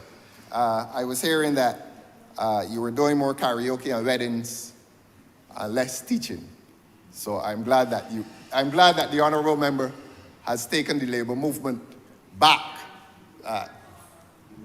to academic endeavour. And I would hope that this is extended across the Caribbean, that in the same manner in which UWI has brought people together, that the Labour College would bring people together. If it is happening already, I congratulate the labour movement in this country. If it is not happening, I would encourage that this Labour College should open itself to a Caribbean entrance and Caribbean involvement. I know that the Honourable Member is well situated to have cooperation with government. I expect that every time labour legislation comes to this place, that the Honourable Member for St. George North would take advantage of her membership of this body and ensure that the interests of labour are always protected when legislation comes to this place. So that, Your Honour, those are my submissions. That is my contribution to this legislation today, to state to you, Your Honour, that there is general support for legislation like this, to ask the question as to what rationale is there for the incremental addition of new categories of labour, to explain to the public whether labour that is less prestigious and of less social value, whether that is added last because of its nature, they ought not to be treated differently from other more prestigious categories of labour, to urge the government to embark or re-embark on a path of regionalist enterprise, to recognize the history of this region, to recognize the history of this country, to recognize those factors that have divided us, and to press on with a view. And I hope they don't think that it is too ambitious, but to hope that one day we will be able to say the United States of the Caribbean, and that Barbados will be the parish in this part of the Caribbean, because the United States is not strong because it is called the United States. The United States is strong because it is united. And our differences, I know this sounds like a cliche, but culturally, a New Yorker and a Texan are so far different from each other, yet they call themselves Americans, and they say USA, but there's almost nothing that unites a Texan and a New Yorker, except that they call themselves citizens of the United States of America. I wonder if that is not a lesson to us. I wonder if we don't find too many easy reasons to divide ourselves. I wonder if we don't value our own language so highly that if a man is speaking English with a different accent, we see that as a reason not to do business with him, or not to fraternize, not to enter into cultural engagement with him. We think that if a man is speaking a different language, not now speaking English with a different accent, but speaking a different language, I wonder if we need, if we don't need at this stage to break down these barriers, the historical barrier, the language barrier, the cultural barrier, break these barriers down. There's so much that is capable of happening in this Caribbean. The Honourable Member for Christchurch East made a reference to trade in the Caribbean, and I think it was a former Prime Minister who reminded us in Barbados that most of our foreign trade is done within the Caribbean. And we sit down here and think that it is England and America. But we do, according to those statistics, as a category, as a separate category, the most of our foreign trade within the Caribbean. I know people will rush to Guyana, the Guyana phenomenon. I call it the Guyana phenomenon at this point in time. I heard the Honourable Member speak of Suriname as well. I think we need to be frank with Barbadians and say to them that the Suriname experiment has its constraints. To ask a man to go to Suriname to grow agricultural produce and get it back to Barbados is not economically feasible. There's the question of cost. Is it worth it to go to Suriname, plant vegetables or whatever he's planting? Is it feasible to go into Guyana, take a few black belly sheep, and do what with them? So that our trade needs to be more serious. Our expeditions in trade need to be more serious, and they need to begin at levels that certainly are protected by the state. And these little, I call them little adventures which sound good on the face of it. But Mr. Speaker, really, I am not optimistic that the Suriname experiment is an experiment that will succeed. I am not optimistic, and I'm sorry to say this, because the person who is in charge of the initiative, I know him personally, but I reserve the right to be honest. And I always speak honestly, and I believe that the time is coming when Barbadians will wish to know what happened to the Black Belly Sheep project in Guyana. Most of us Barbadians like to drive through the countryside and see that we still have our black belly sheep here. We have not run out of space. It seems that we've run out of sheep. And we've sent the sheep to Guyana, so I don't know how many we have here now. But the Barbadian landscape, the Barbadian cultural landscape has been made deficient for the absence of our black belly sheep, gentle animals. They don't bite anybody. So I don't know why we took them up and sent them to Guyana.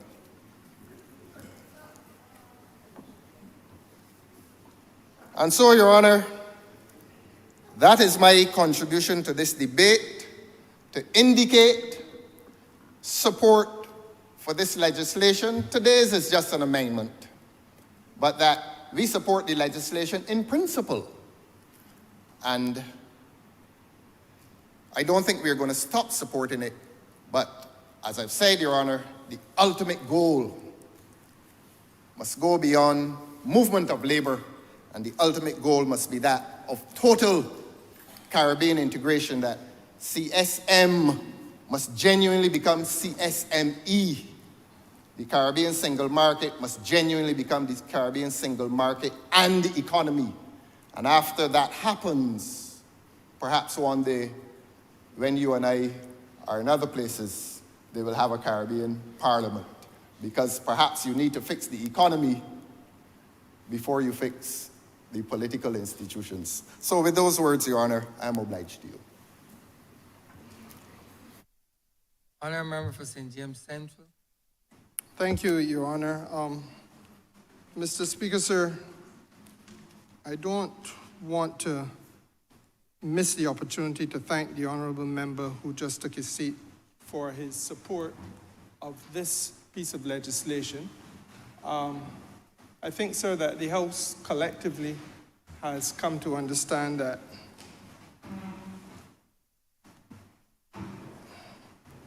despite the superficiality of the presentation, there is a sense of goodwill with respect to that which has been proffered by the government. And, Mr. Speaker, sir, we perhaps should treat to this exercise as an opportunity, in the absence of contest, as an opportunity to shed light on a number of matters where I suspect there is darkness. Now, Mr. Speaker, sir, if there's one thing that you can take away from that which the Leader of the Opposition has said, is that, quite frankly, it is true. There is a long and perhaps a rich history in this region of efforts of an integrative nature. And the honourable member took us back to the Federation, came through Carifta, etc., etc. And, Mr. Speaker, sir, we stand at this point on the shoulders of giants. And as we stand on the shoulders of giants, it is important for us to look across the Caribbean Sea, sir, with a view to understanding how we come to this point where we are treating to amendment of legislation which really constitutes the body and spirit of the Caribbean single market and economy. That, sir, is the fundamental economic and regional, it is the fundamental regional social economic construct that brings us here today. Now, Mr. Speaker, sir, the revised Treaty of Chaguaramas, which is the legal document that all the parliaments of the region have legislated, rests on four major pillars. The first pillar, Mr. Speaker, sir, is that of economic integration. The second pillar is of foreign policy coordination.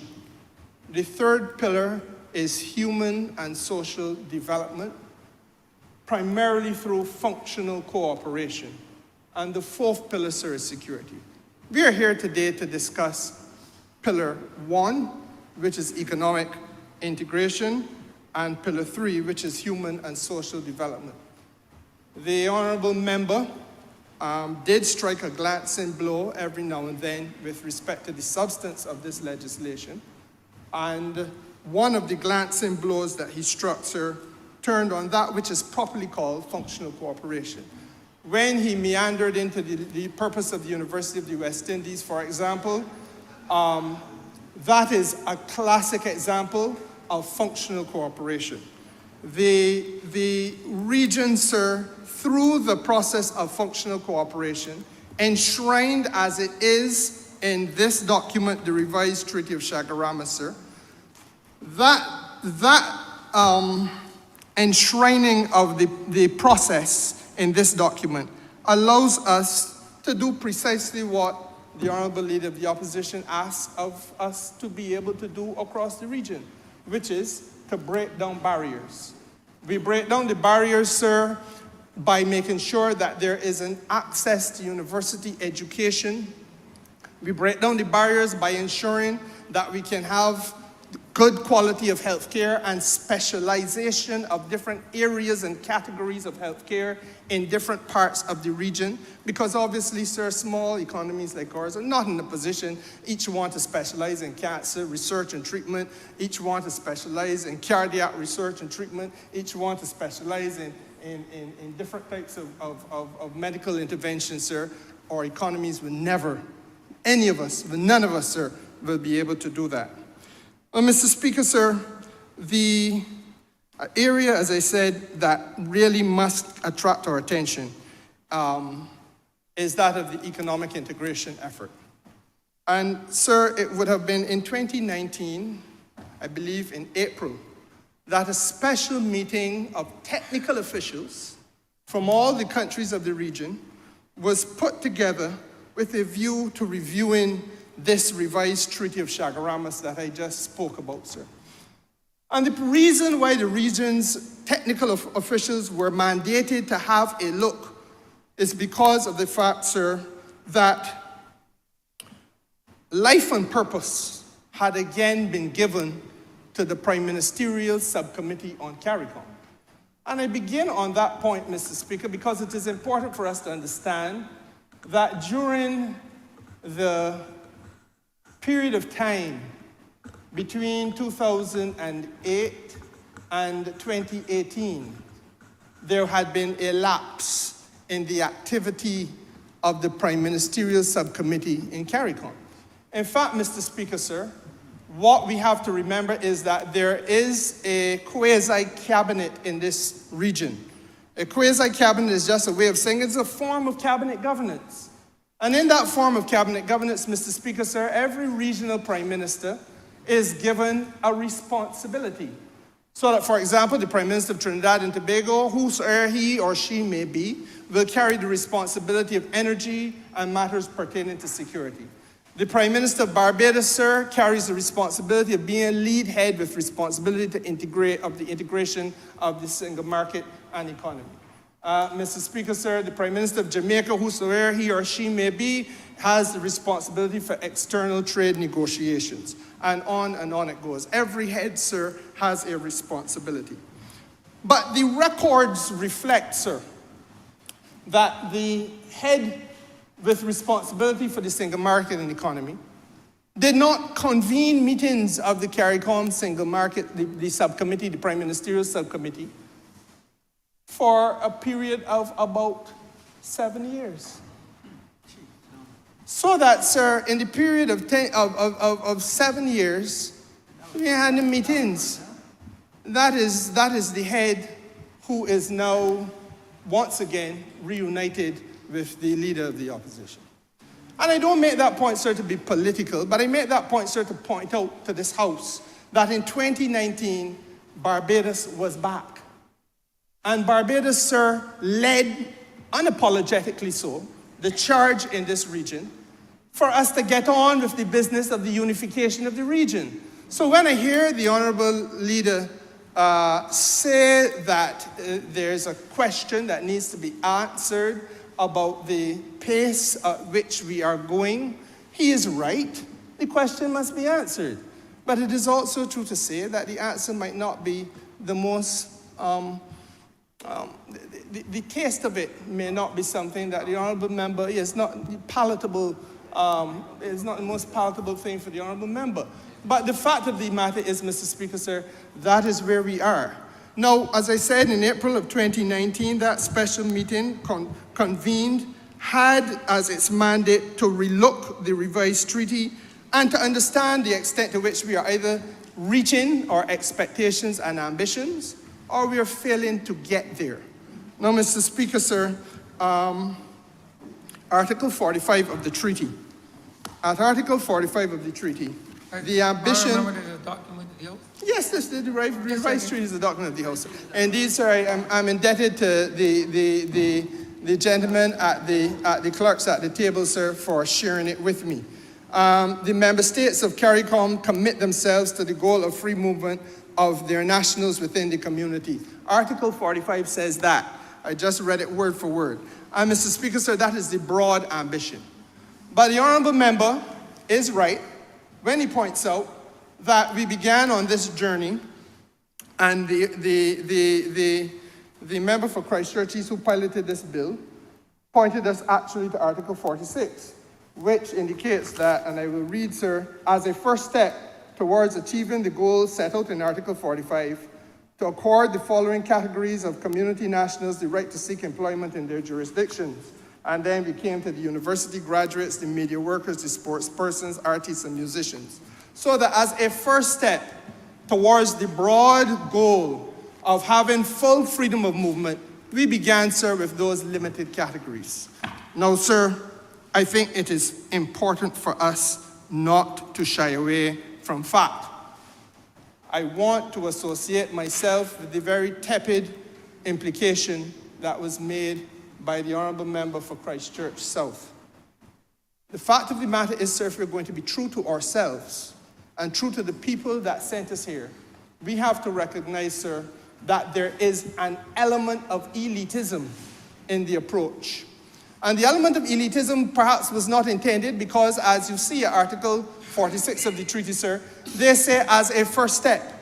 So that the heads back in 2001 in July, when they met in Shagarama, sir, the heads felt that this was their opportunity to begin a journey.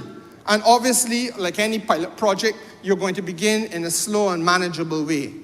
Our challenge is, sir, that by 2019, and what makes it worse, sir, by 2023-24, we are at a point, sir, where the categories of our people who have been entitled to move still remain too constrained, still remain too limited. And the question, therefore, sir, must be, how do we justify a failure to go further, faster, and better? Now, for us in Barbados, we can point, correctly so, to the ineffectiveness of leadership of this country, which had a regional responsibility. But the region cannot be satisfied with that. And, sir, quite frankly, neither can we be satisfied with that. Because in our heart of hearts, each one of us must ask the question of ourselves, what about the millions of other people of the CARICOM region who are not empowered to move? And why is it that those who are the most poor, why is it that those who are perhaps the most vulnerable, those who are low-income earners, are not being empowered at a further and faster rate? Now, Mr. Speaker, sir, it is a difficult question, but it has to be asked. I want to say that to understand one of the reasons why we've gone so slowly is also to understand the fact that countries, small islands like ours, have limited capacity.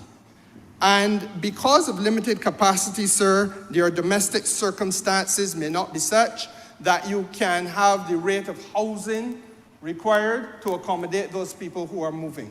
Your domestic circumstances may not be such that you have sufficiency of schools to accommodate those people who are not moving.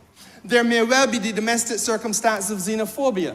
We have felt it here in past experiences, where your domestic community feels a sense of willingness and inclination to push back against those people who are coming into the country from overseas. But Mr. Speaker, sir, one of the things that countries are allowed to do, and the honourable member asked this, and I want to answer him because I want to enlighten wherever I can. Countries are allowed, I think the question was asked with respect to labour in Barbados and the role of the Barbados Workers' Union. That is not, I believe, to put the Workers' Union in an attempt to put the Workers' Union in an uncomfortable position. I want to treat it as a legitimate request for information. The truth is that if we felt that there was a difficulty because of our local circumstance with regard to labour, we could enter a derogation and seek a carve-out to exempt and exclude Barbados because of whatever reason we justify or we're attributing to our labour situation. Antigua has done that, sir, several times in several different areas. Now, Mr. Speaker, sir, we take a posture in Barbados, and I'm going to come to this later, that it is useful for us to understand clearly two sides of this coin that we call trade.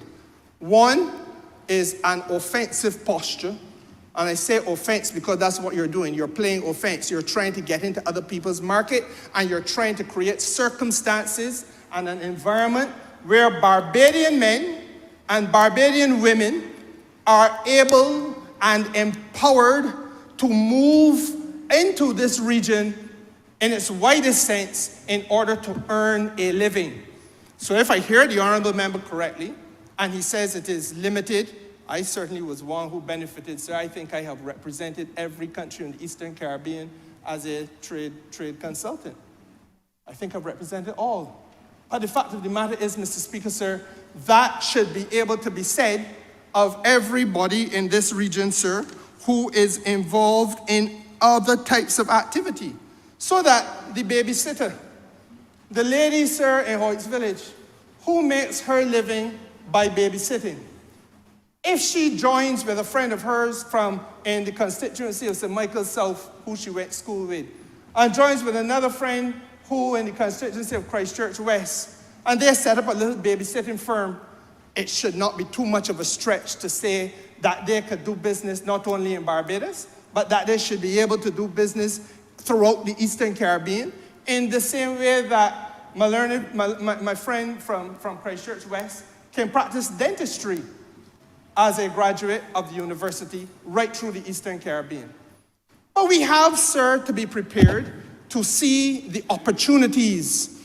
And one of the things that this legislation does is to create now a new set of categories so that there are more Barbadians who can be empowered and enabled to benefit from the opportunity to move freely. Mr. Speaker, sir, let us not underestimate the importance of this. Social care for the elderly is an avenue by which females in Barbados earn a living right across this country. If we look back at the last 10, 15 years, it is a sector of economic activity, sir, that has mushroomed. There's a whole ministry surrounding social care for the elderly. Mr. Speaker, sir, there are ladies who have tremendous expertise, not only hands-on, but experientially in terms of their day-to-day experience in caring for elderly people of Barbados. But Mr. Speaker, sir, none of them got none. Many would not have a university degree. Many, Mr. Speaker, sir, will not fall into any of the categories that traditionally have been allowed to move.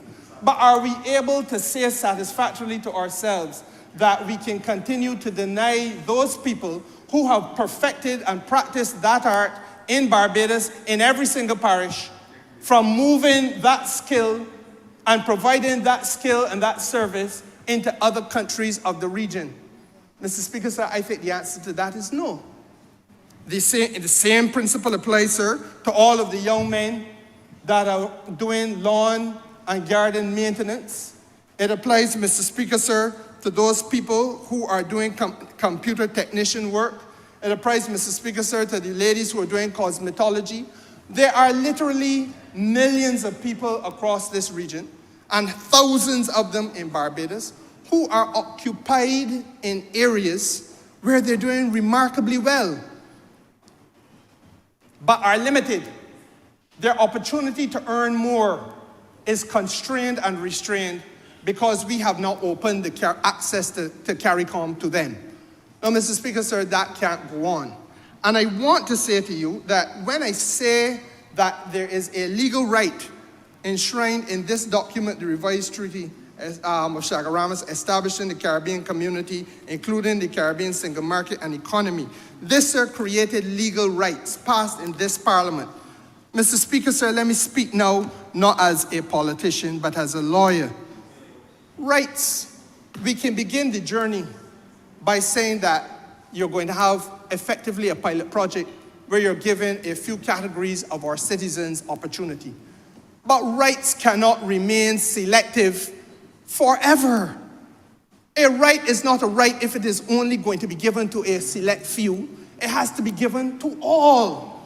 And if I stop speaking like a lawyer, sir, and speak as an ordinary citizen, then, Mr. Speaker, sir, let me tell you that when I went to church as a little boy, I imbibed the book of Isaiah at chapter 10, verse 1, where it says, woe to those who make an unjust law, and woe to those who impose oppressive decrees that would withhold justice from the oppressed, my people. And Mr. Speaker, sir, that is what we effectively are now bordering on doing in this region. That for over 20 years, we have limited the category of worker who is able to go and make money next door in Trinidad, next door in Guyana, next door in St. Lucia. While at the same time, we have living amongst us, others, a select few, who are able to go next door in Guyana, next door in Trinidad, next door in St. Lucia, and make money and come back and laugh about it. Now, Mr. Speaker, so that can't be right. It can't be fair. And we have to correct that. So that a free market must literally be that. It can't be free market in name only. It has to be free market in terms of opening opportunities for all so that they can play equally in that marketplace and operate equally in that marketplace, subject to rules and regulations, of course. Now, Mr. Speaker, sir, the initial first step, therefore, which could be understandable, had begun to transform itself into a permanent state of contingency and a permanent state of exclusion for some of our citizens. That can't work, and that is why this government is standing in the defense of labor's interests, as we did only last week, Mr. Speaker, sir, in order to ensure that there are opportunities for our Barbadians abroad. Not everybody is going to want to move to go and find work. Not everybody is going to be able to. But, Mr. Speaker, sir, we can't stay here and pick and choose who will have ambition and who will not. We have to create the opportunity of a level field we have to create the opportunity for equality of opportunity and a level field for all of us in this country, bar none. Now, Mr. Speaker, sir, there are those who forget that, I think it was the Trinidadian Calypsonian Leroy Caliste, more affectionately known as Black Stalin. You know, he says that sufferers don't care who from country and sufferers don't care who from town. For that matter, sufferers don't care who from one political party or another. Sufferers only care where the next meal coming from. Now,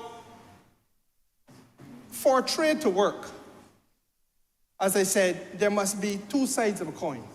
One is the aggressive side, the offensive side, and the other is a more defensive posture, where you protect. Now, Mr. Speaker, let's talk a little bit about the offensive and the aggressive side. We want for Barbadians to be able to get out there and have equality of opportunity in CARICOM. The Honourable Member struggled to remember the statistics. I will help him. Barbados enjoys a trade surplus with the Eastern Caribbean. It is the only part of the world that we enjoy a trade surplus with. 53% of the goods and services we produce in Barbados are sold into the Eastern Caribbean. That is where we make our money.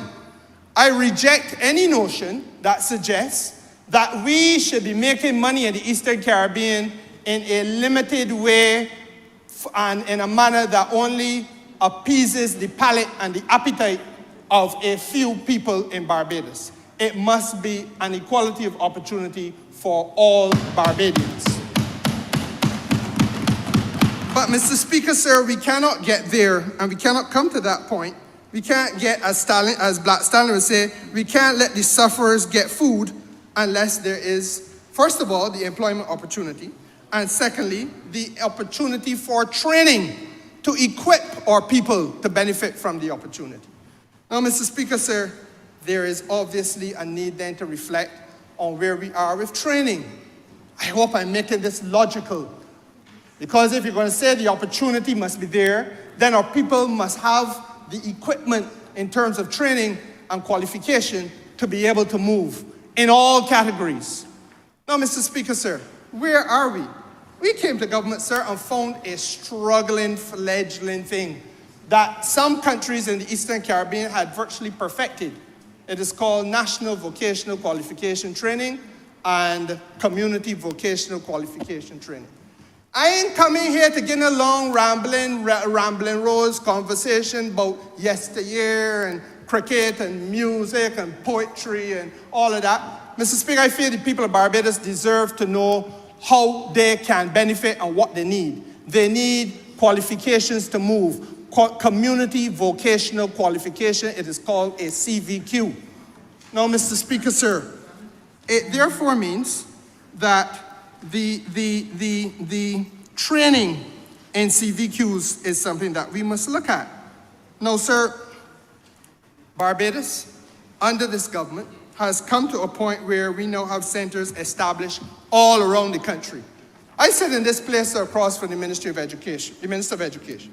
I want to congratulate this Minister of Education and the one who preceded her.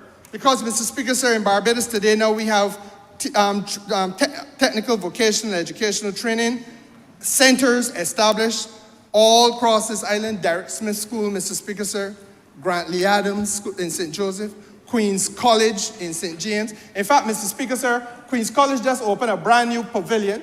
I read about it when I was in Germany at the Munich Security Conference meeting. And I believe, sir, that the paving stones around that pavilion were made by students at the pavilion under the CVQ vocational training taking place at Queen's College. You understand why I tell you about Queen's College, Mr. Speaker, sir? That all of the talk about elitism, you're going to one of the so-called posh schools in Barbados. And Mr. Speaker, sir, community vocational training taking place there. Caribbean vocational training, Caribbean vocational qualification. Mr. Speaker, sir, at Combermere School, Leicester Vaughan, all of them, Ellerslie, Cogen Parry, Dighton Griffith. But not only there, Mr. Speaker, we are doing the Caribbean vocational qualification, sir, at the Barbados Fire Service as well. The Barbados, I come into that, the Barbados Defense Force, sir. Mr. Speaker, sir, I was stunned. Because I don't know, public life has to be more, sir, than a tuck band. Public life, sir, has to be more than a tuck band and a lot of pretty posturing. I do not know how people could not know that the Barbados Workers Union Labor College is offering community Caribbean vocational qualifications, sir, but think that it's shut down. But I do not know where you have been living and to what you have been paying attention. And you know, I feel, sir, that if you have extra money, don't take $10,000 to rent a tuck van. Put a few dollars of gas in the gas tank of your motor car and drive around the island to see what is happening. That's not the hardest thing to do. But Mr. Speaker, sir, they say that notwithstanding all that we are trying to do for these young people to create opportunities where they didn't exist before, they say, sir, that we are oppressive.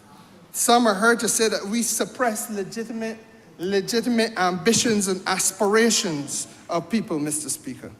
And I feel, again, you know, sometimes you have to test the validity of these allegations because I now know, I put myself to find out, the trouble to find out this morning, there are 8 schools doing horticulture in Barbados at Caribbean vocational qualification level and 7 doing crop production.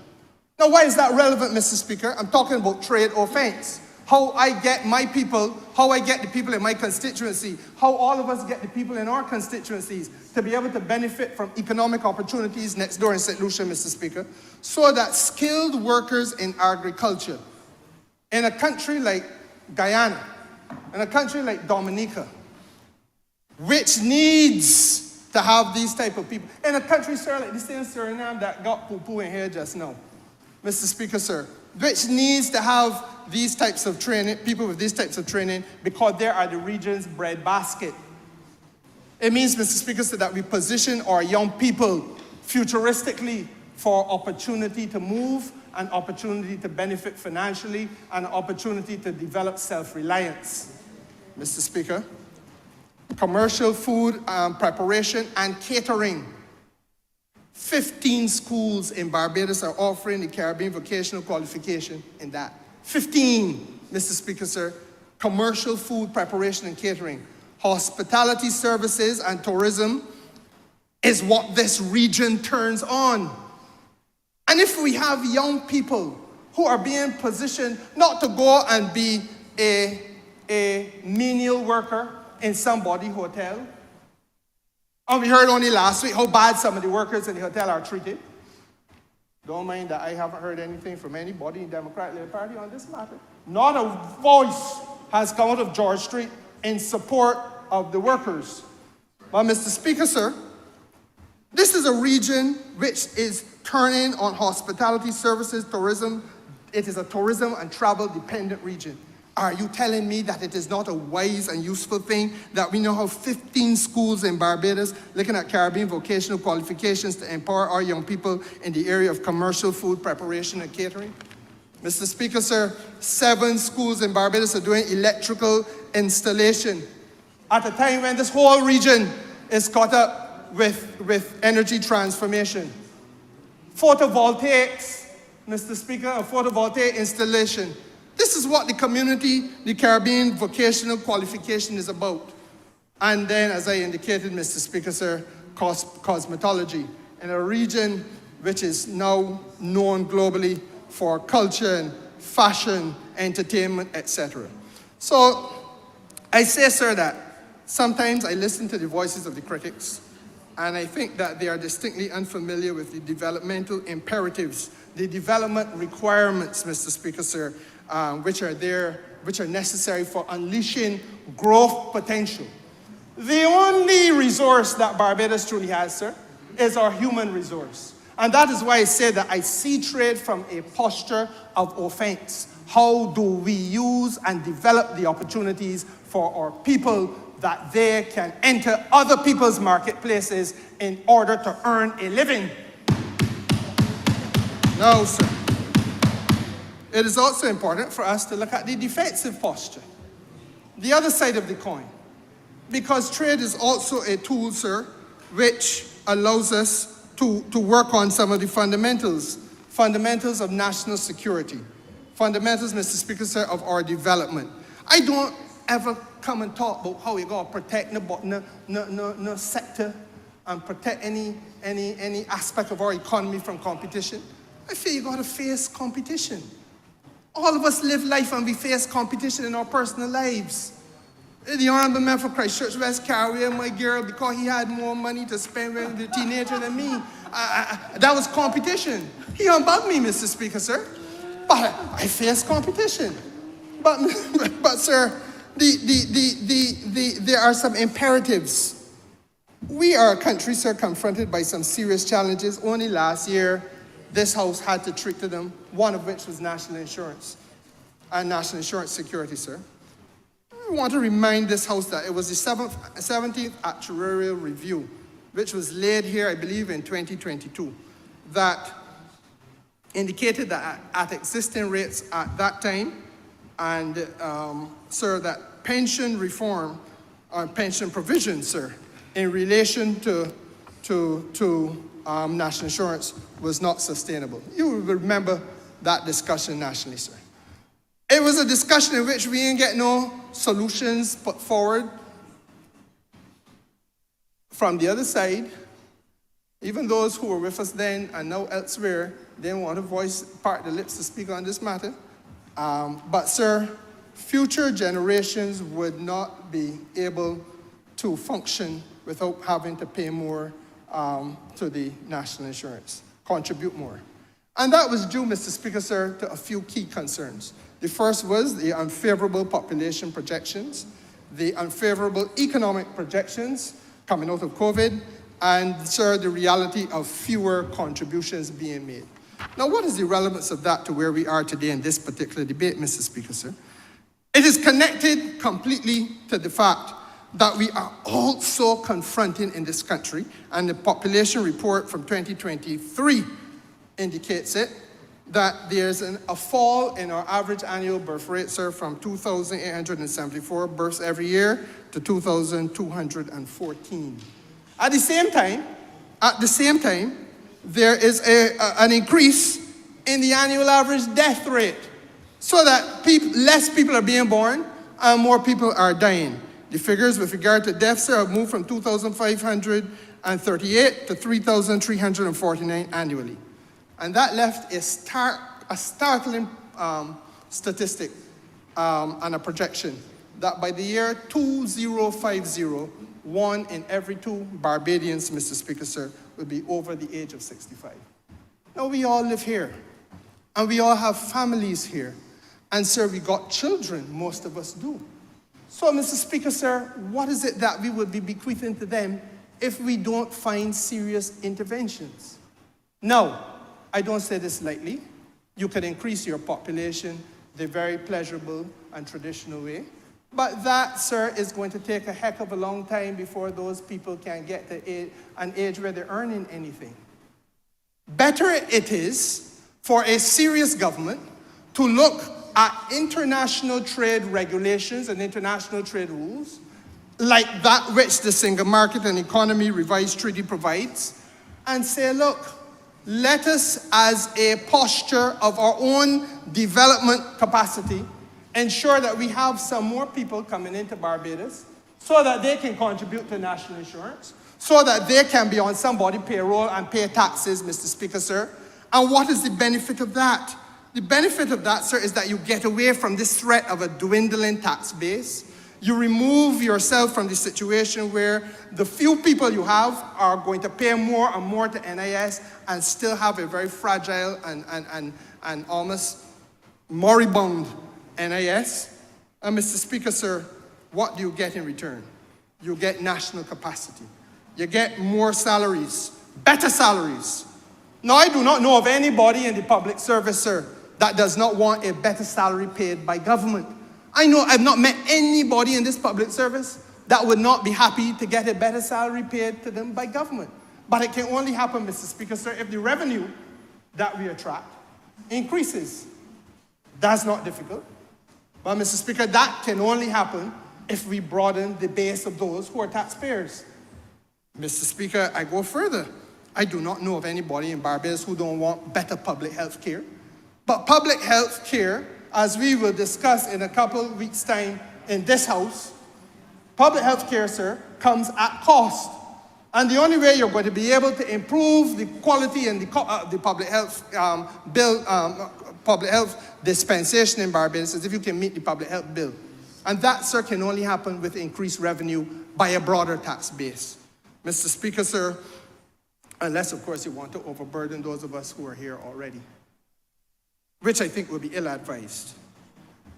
Education, another beneficiary, because all of us want to know that we have better schools. All of us want to know we have more schools. Well, Mr. Speaker, sir, you can only improve the quality of your schools if you're able to have a better public purse. And again, that can only happen if you're increasing the base of the tax of those people who are paying taxes. It is true of transport, it is true of public infrastructure, Mr. Speaker, the whole range of government services. Now, I do not know how it is that you come to a place like this to talk about the people's business and not engage on these fundamentals which arise directly as a result of the amendments we're making to the law. Because from our own self-interest as a country, we have a duty to speak to the people who sent us here. And the people who sent us here are concerned about these things. They're concerned, Mr. Speaker, sir, about the desire of better salaries. It is true to say, sir, that this government has increased salaries, sir, against all the odds, while those that we replaced found it impossible to do so. But yet still they leave us for that. Mr. Speaker, sir, it is true to say that our public health requirements are on the lips of everybody in Barbados, and that must be improved.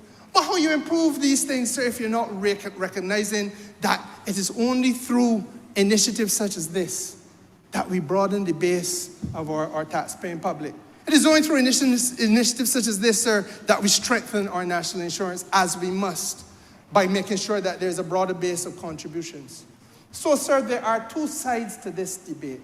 And whether you look at it from the perspective, sir, of empowering Barbadians in order to move to other people's countries in this region and to do business there in a manner that is not distinctly different from that which some of the elites who graduate University of the West Indies are able to do. If you believe philosophically in your heart of hearts, Mr. Speaker, sir, that the maid, domestic, that the private security guard, who incidentally, sir, the private security guard gets experience in basic training. The private security guard, sir, I have seen some from government, sir, working in government services. They're not private, they're public. I do not know, sir, that I could call them military commandos or trained militiamen. I don't know that they're taught to shoot anybody. I do not know, Mr. Speaker, sir, that they are trained in hand-to-hand combat. I see some who basically, Mr. Speaker, sir, quite frankly, look to me that their greatest strength would be the fact that they could position a well-proportioned belly in the way of a man who's trying to get away. But I hear this kind of idle chatter brought into the house, and it's the only house in the Caribbean, the only public square in the Caribbean, Mr. Speaker, public place, that I have heard this kind of specious nonsense to put poison in the ear of people about how security guards could pose some sort of a quasi-military threat. It is beneath the dignity of this place, Mr. Speaker, sir. It is beneath the dignity of this place. Now, Mr. Speaker, sir, you have been very, very generous to me in terms of your patience and your time, and I will not trespass any further. I want to say, however, Mr. Speaker, in closing, that we can choose, sir, to treat to this as though it is some casual passing thing, or we can recognize that this is golden and glorious opportunity for us to make sure that we educate now our constituents as to the opportunities that exist. We bear in mind that there will be more categories that will be opened, and that last year at the region's heads of government meeting in July, a commitment was given, sir, to advance the process, which is an ongoing work. Let me say that we will have full movement irrespective of who you are. That is the ambition. But as I indicated, Mr. Speaker, sir, there has to be questions of capacity. There have to be questions, sir, of us finding the money through a regional development fund, which we now have, sir, and to capitalize that fund in such a way that countries can say, I will build more schools, I will have more health opportunities to offer people who are coming. But Mr. Speaker, sir, we go as a region on this. The other thing simply is this. It is our opportunity to make sure that we take care of some of the issues we got in Barbados. A broader tax base so that we can give a better quality of life to our people. A stronger national insurance, Mr. Speaker. Those are the things that we have to deal with. And sir, if we can understand that, then I think that there's no difficulty in this. I am happy that there's been no dissent and no contest. But I believe, sir, that there must also be intellectual foundation as well. Because without the intellectual foundation, people, sir, will live in darkness. And darkness, sir, exists even in some places of high standing in this country. I am obliged to you.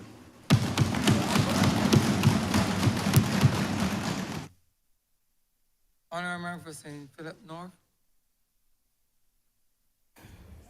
Thank you, Mr. Speaker. Just a short intervention. I want to add my voice to the bill, which I must say up front that I'm in total agreement with. It has been around a little while now, and I'm in total agreement with the amendments, but just a few things to add or to suggest or to query that I want to present here.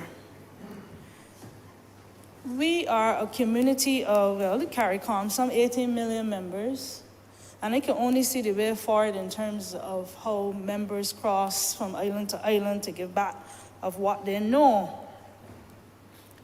I think it will boost our base in terms of learning, skills, everything, and it can only go to a better CARICOM community. And I also note that it includes movement of wage earners and non-wage earners, which I would allude to later, with or without a work permit. The benefits I see, we speak about brain drain and brain gain. And one of the positives is the brain gain that I want to get at first. And yes, as the honourable member who spoke just before me alluded to, that it can possibly increase the numbers to the workforce, which inevitably will increase the NIS benefit contributions, I should say, which makes sense. There's also the possibility of new and updated skills coming into the country, which certainly the knowledge base can go in both directions. We can lend to the rest of the region and the community. They can lend to us in terms of our knowledge base. The possibilities of collaboration, and the honourable member for St. Philip South was a champion in this area in terms of the associations with Guyana. I know he led a contingent, for want of a better word, to Guyana recently to upskill their workers in terms of building, I can't remember the term, but they what? Yes, those houses for the shade houses for our agricultural workers. The belly sheep is also a form of collaboration, despite the new opposition leader alluding to it. So this is nothing new in terms of how we approach it in Barbados. I remember years ago, I don't know if anybody in here could remember, when the Guyanese first come under great criticism from some of our locals, and they used to have agricultural practices that really did not even include insecticides, but they got to the culture of the Barbadians, and that has increased. And I thought that was a wonderful thing to learn from them, but we also taught them, so it kind of went in the reverse order. But these are things that we can learn from our neighbors, meaning the community.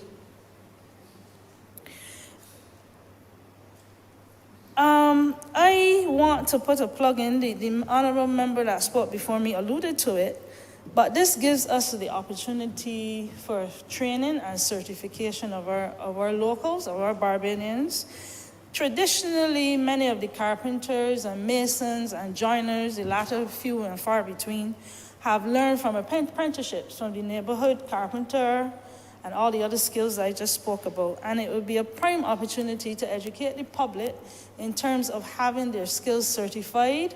I know as the honourable member alluded to, the TVET Council, the SJPI is now assisting with that. You can actually have your skills certified after testing. Workplaces are now coming on board in terms of sending their staff who do not have the official documentation, but are skilled and just need a little certification that not only could improve the workplace in which they exist, but will make us equipped for traveling beyond the region. It allows for, and this is one of the things I think we falter as a government on, and not only this government previously, it allows for better succession planning. Right now, I can only speak of one ministry clearly, but there are issues in terms of, yes, we have an aging workforce. Yes, unfortunately, people are dying. But most of the time, we know who will retire and when they retire. And this can only help with succession planning. A lot of the ministries have this issue. One, for their own fault, but two, finding people to replace locally, to replace some of these professions and skills that we already have. On the other side of the coin, we spoke about brain gain, and I want to speak a little bit about brain drain now. And I reiterate here that I have no issues with the bill, for fear that I might be considered awkward. I am in full agreement with the bill. But we are at risk of losing, there's a possibility of losing skills, the skilled and the professional Barbadians. For example, we all know about the nurses. Over the last few years, and we are not unique in the region or beyond, we have a paucity of nurses. Nurses are leaving in droves. We had the same issue with the police officers at one time. I don't know if we put a stop to that. And the teachers. That's a very valid point. So in my mind, these are the things we need to look at. We have to ensure that our environment, work environments, physical environments, financial environments, are adequate enough and aligned enough that we can allow the smooth passage of workers. Workers between us, between the region, among the CARICOM community, into Barbados and out of Barbados. We, the nurses, I want to put a plug or a comment there. We need to offer the nurses incentives. Yes, I know that there have been recent increases in salary, which I'm quite grateful for. But compared to some other jurisdictions, I know for a fact, the salaries are way better. The privileges, when it says privileges, they're given housing, they're given care for their children. We're still way behind on that, especially nurses that work in shift system at night. We have issues with with caring for their children. Other jurisdictions offer this.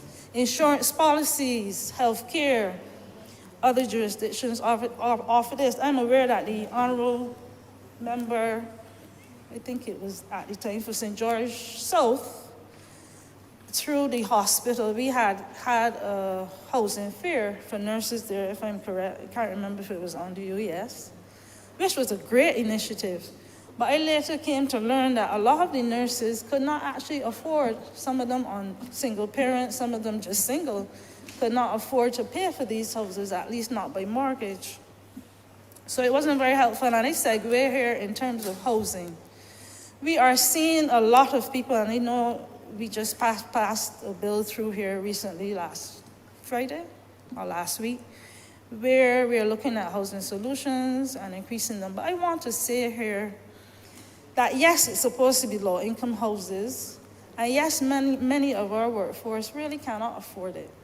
$150,000 may sound easy, not for me at the present, but for many of the members here. But for a janitor or maid, and I know of one personally, she's paying $800 a month, every month for rent, but does not qualify for a pension.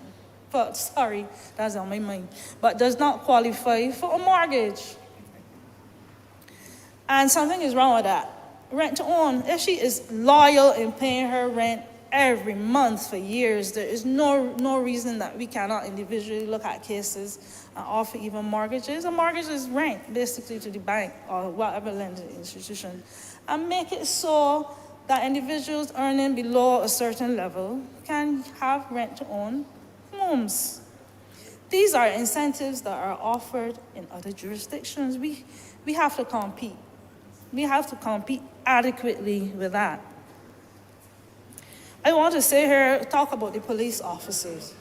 We talk a lot in the House about what we are doing and public workers and how we are caring, but the police officers, if I leave here now and walk outside, and I want to say this for them, if I leave here now and walk outside into the real world, police officers are constantly complaining about salaries, constantly complaining about perks, if you want to use that word.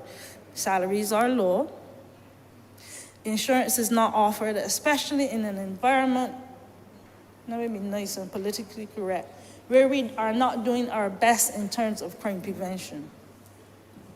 Police officers need to be considered. At the end of the day, they are who protecting the parliament along with the security. And we need to have a real look, not just, and I can't even say it's lip service, because it's hardly ever mentioned, but they're crying out for some sort of assistance. While I look through my papers. And I want to put a little blame on them at this point, because we have to welcome both, let me use that word, not all, both genders into the police service. I spoke to a young lady today who had changed her career aspirations from being a police officer. She really wanted to do it. Went into the police, whichever district she went into. Started to fill out the form, and the officer behind the desk told her, "You're wasting your time. We ain't want no more women in here. Y'all just spend too much time with the children and always out sick." After which she proceeded to fold the paper and throw it in the garbage. Of course, he threatened her with charging her because it's government property for throwing it into the garbage. So these are things that we have to kind of look in the mirror and see where we are going wrong. We really can't have that. So while I put a plug for them, they need to cooperate with me.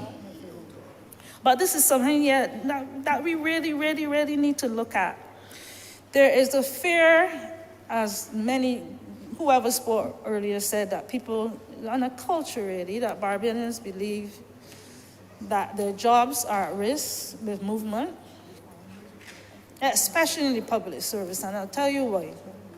And this is something I believe that is in law or legislation or something. We have a situation where, no, I don't think it was like this before, but promotions are happening on the basis you could have 25, 30, 40 years experience in whatever area. And I know about teaching, like the honourable member that sits to my left. My whole family were teachers, more or less. And we have situations, not only in teaching, but other areas of government, where somebody has the experience, life experience, not coming out of UE with none, but experience in the job. And they're asked to have a UE graduate who will now earn about $2,000 more, depending on the profession, than them. And then a slap in the face by asking them to train these people. I'm not sure why we're doing in their case, Mr. Speaker, but I won't say it in the House. These are things we have to look at. You're talking about free movement, but yet we still have to protect, and it sounds bad to say, our workforce. These are things that need to be looked at. I really can't say I would do it. So you have a situation that I know of, that many people are resigning early, taking the early pension, despite the fact that it went up for a year for some, and it will even go longer. You worry about dimension in the workforce, but that's for another day at another time. But we have to look at things like that affect the people that have already had jobs here and are working.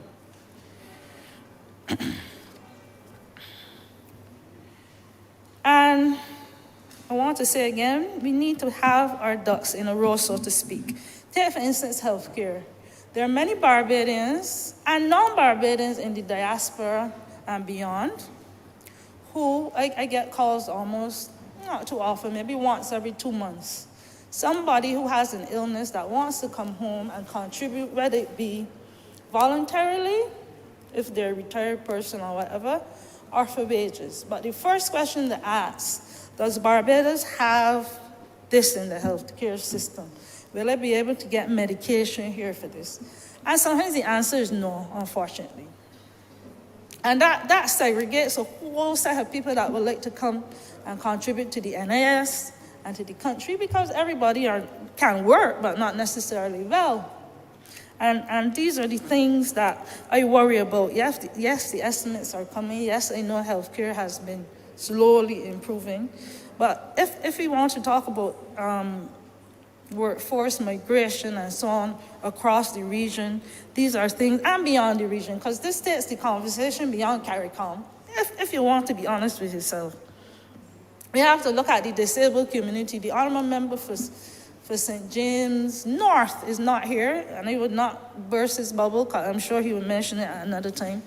But we have to make the country aligned to accommodate disabled people as well.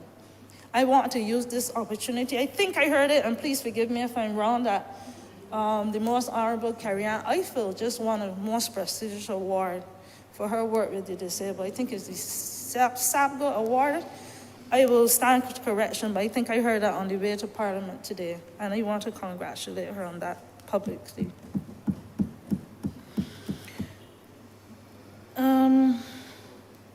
And we have to think, I want to call it the little big things. When people migrate here, when people move here to work, things like bank accounts. The horror that Barbadians go through to open a bank account. Imagine people that are moving through the country. We have to make these things workable. And I'm familiar with a situation now where we have the Chinese, for instance, came in, offering their services, which is wonderful, at no expense to us, but bank accounts prove difficult. And this is for locals and non-locals. It's just too difficult to do business sometimes here. So these are the little big things, or the big little things we need to look at. Finally, as I wrap up, and it might sound small, but we have to think about the cultural adjustments. As I said earlier, Barbadians used to, and they still do to some extent. I heard it up to this week. Then foreigners, and the honourable member that presented spoke about this. Then foreigners coming here to take away jobs. Then foreigners in the good. A lady told me that this week, and I bit my tongue to tell her not to tell her that my mother was Guyanese and taught half of the community up by me. I held it. It will come again another time. Come again another time. But people say that these foreigners are taking away the jobs. They're taking away the money. They're taking away the wives. They're taking away the husbands. Y'all brought it up. It's not just me. This is the mindset of some of our people. Taking away the land. Buying up the West Coast, no, buying up the South Coast. And I can't really disagree with that point. But this does not necessarily rest in CARICOM. This is beyond CARICOM. People are worried now about passing through the South Coast and not being able to relax their eyes on the beach. I had the opportunity to walk through a gap as nearly a little bigger than I am wide to get on the beach because a looming hotel to my right, a looming hotel to my left, and people are genuinely worried about these things. So that has one of the perceptions. The other thing is cultural influence. And I use the example here. Mr. Speaker, you remember when at some point Barbadians watch television, because we have all the channels now, and you would pass an electric pole and 40 million sneakers thrown over it? You remember a time that's still present where young fellas with a belt have the pants below the behind? This is cultural influence. You remember when we did not have gangs, at least not that we knew of? This is cultural influence. My daughter is now coming home to show me what gang signs she learned at school. Something wrong. Cultural influence. So at the same time, we have to be mindful of that. Yes, there are benefits to cultural intermixing. We've seen it in the islands, and it can only go a long way. Trinidad, black, white, Chinese, Indian, everybody. And it's a beautiful melting pot, and we have the opportunity to do that here. Culture, food. We have people that now can make it better. You can have a chef coming in. A lot of the hotels bring in foreign chefs. Sometimes it's a bane to our existence because we may know people here who can do the job. But that serves as a good, potpourri really for the island. It can only help in terms of cooking and culture, and we could bring in engineers, and we could bring in so many different people that could show us how to do things that we did not know. Manufacturing can benefit. Let me use the example, because you know it best, of Guyana. Guyana went from a country of imports to a country where President Burnham refused to let them bring in flour. So they learned to do cassava flour and rice flour and all kind of things. Refused to let them bring in foreign jams and jellies, guava jelly, all kind of jelly, tamarind, gooseberry, whatever. These are things that Barbados can only benefit from. And we have to get past the thinking, them foreigners. A lot of restaurants here are now them foreigners that Barbadians enjoy. And the honourable member for Christchurch East spoke about propping up. Propping up in COVID, the overseas people, we realized that they're propped up. And while this is true to some extent, I can tell you that Barbadians stepped up and propped up a lot of the times the restaurants. I remember during COVID, I went to one, and it was all Barbadiana. All Barbadiana. So we serve the purpose in terms of propping up. So it's not only that, but we have to encourage our Barbadians. Yeah, we know about buy local, and we know about all of that, to be a part of the development of the country and the region, ergo CARICOM. UE, I want to say, I remember the Honourable Leader for the Opposition, my good friend that sits across from me now rather than beside me. mentioned UB in terms of professional training, the doctors knowing one another. While that may be true, we have come to a point now, just for information purposes, that we get to mix and intermix and with the other professionals of the region through continuing medical education. And now it's opened up with the internet and Zoom programs and meetings and everything. So that's not necessarily at risk. But from that perspective, I understand, but that's not necessarily at risk, especially post-COVID. People have been meeting people online that they have never met in person, and it seems to work. So not to keep back anything, Mr. Speaker, I think there's something I wrote that I wanted to say, and I think the Honourable Member for St. James South will speak after me. I hope I was able to contribute something to the discussion on the bill. And I want to use something here that I saw recently, that I was described as a political non-entity.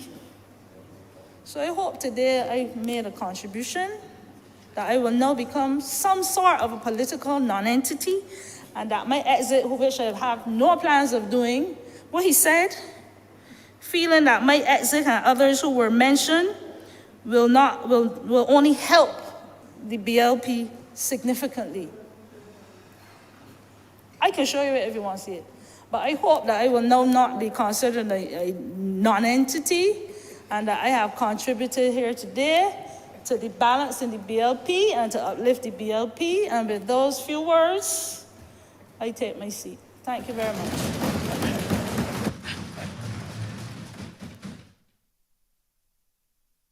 Honourable Member for St. James South.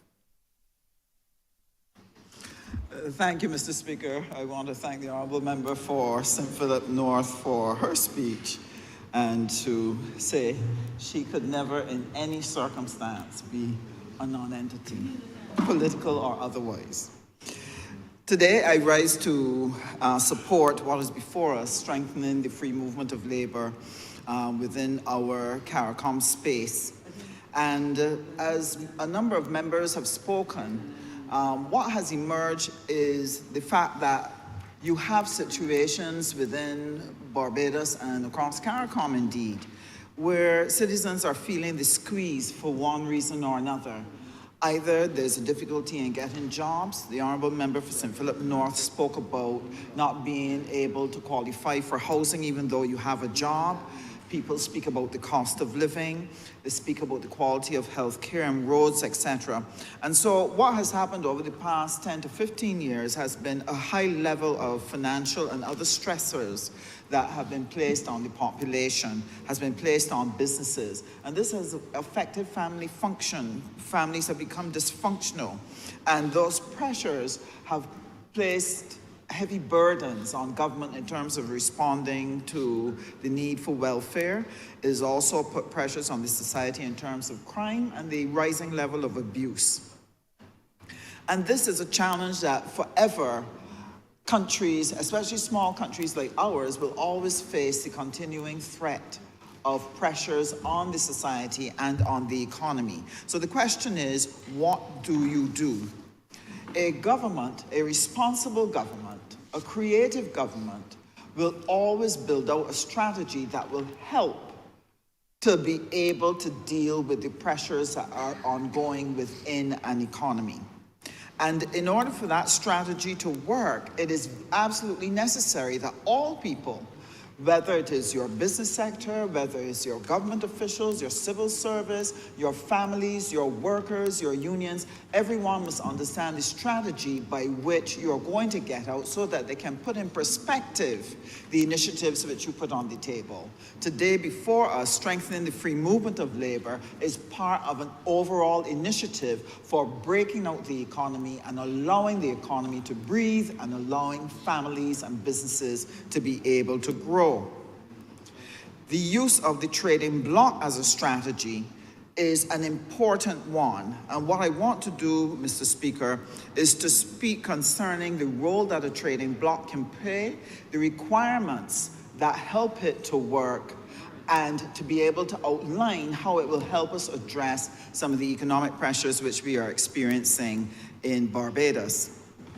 When you're experiencing economic pressures, one of the most important things is that you have to expand the existing cake. You have to be able to take all of your economic strategies to help expand what people can participate in.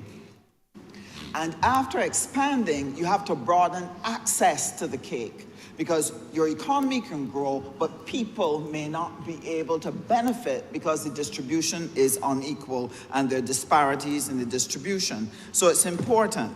So what does that mean? If you currently have 10 units in your cake and there are 5 members of the population sharing in those 10 units, then they only have access to 2. But if you develop a strategy for your trade and economic growth by inviting into your space investment, inviting into your space the capital, the labor, etc., you are able to expand your economic growth through trade, and the end result is that you might end up now with 100 units being produced. But now it is not a population of 5, it's actually a population of 10, because you had to invite people to come into the space, either as investors or you had to invite them as labor. But now they have access to 10 units of benefit as opposed to the 2 units that we had before. And this is the aim of every government. How can I expand the units of goods and services available to the citizens, that citizens can live out that best life?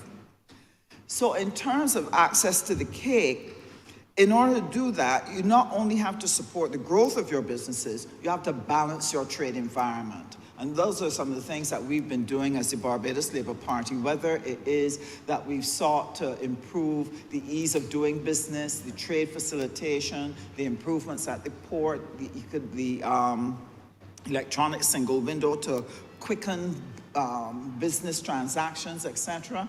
There are a number of things that we've put in place to be able to do that.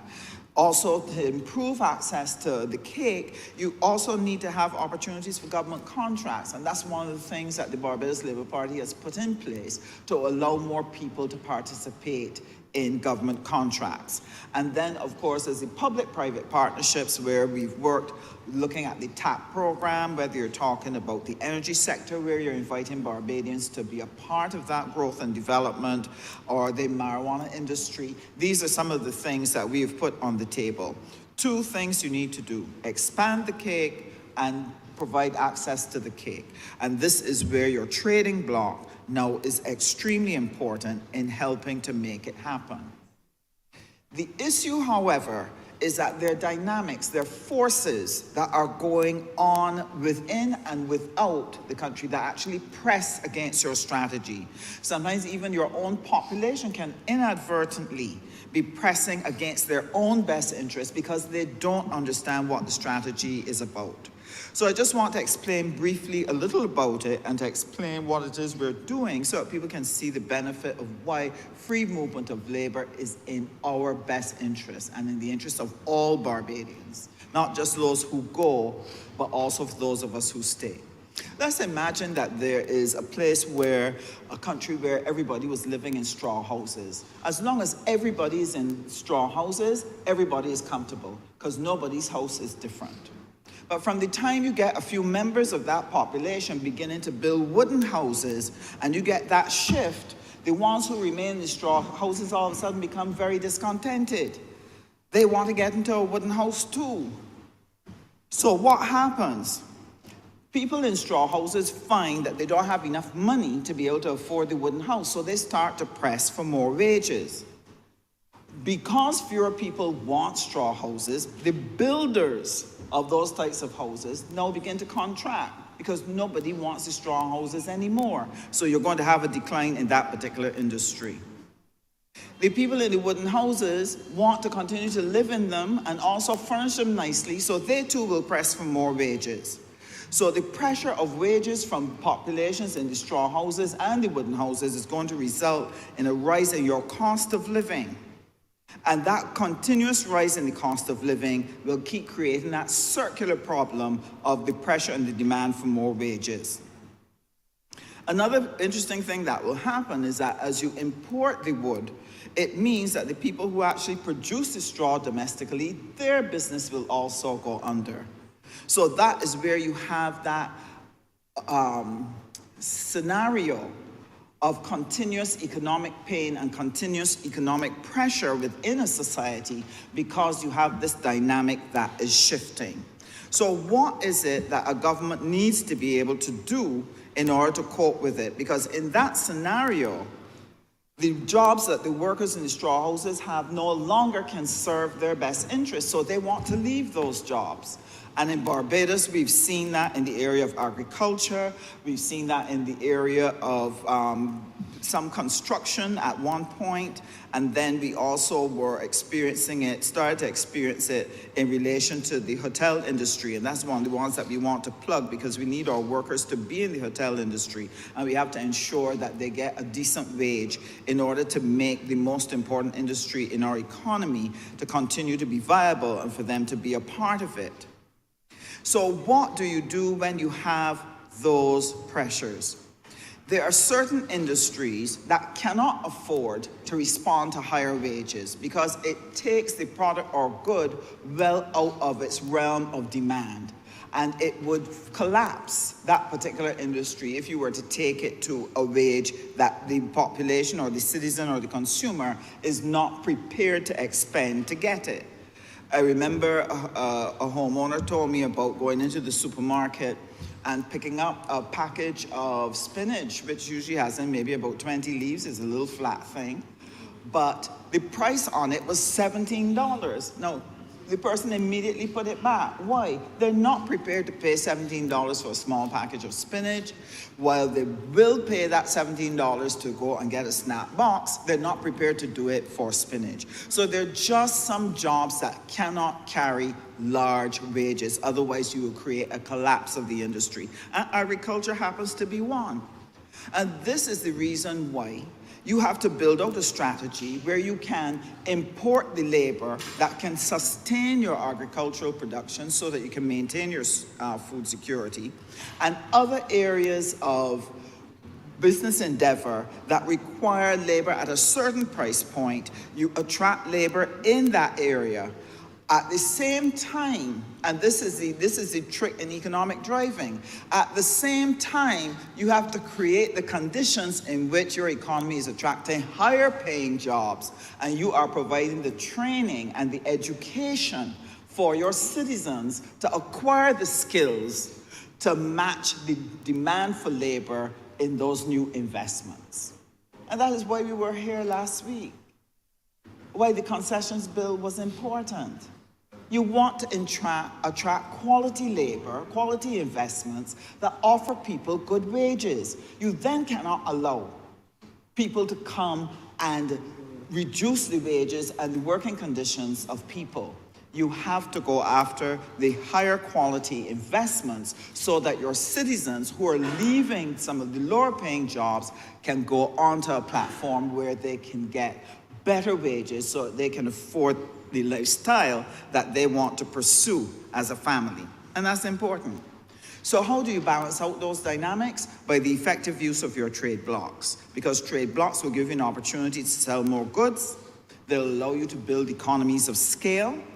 It will lead to better pricing so that the consumer satisfaction is greater because their money can stretch more.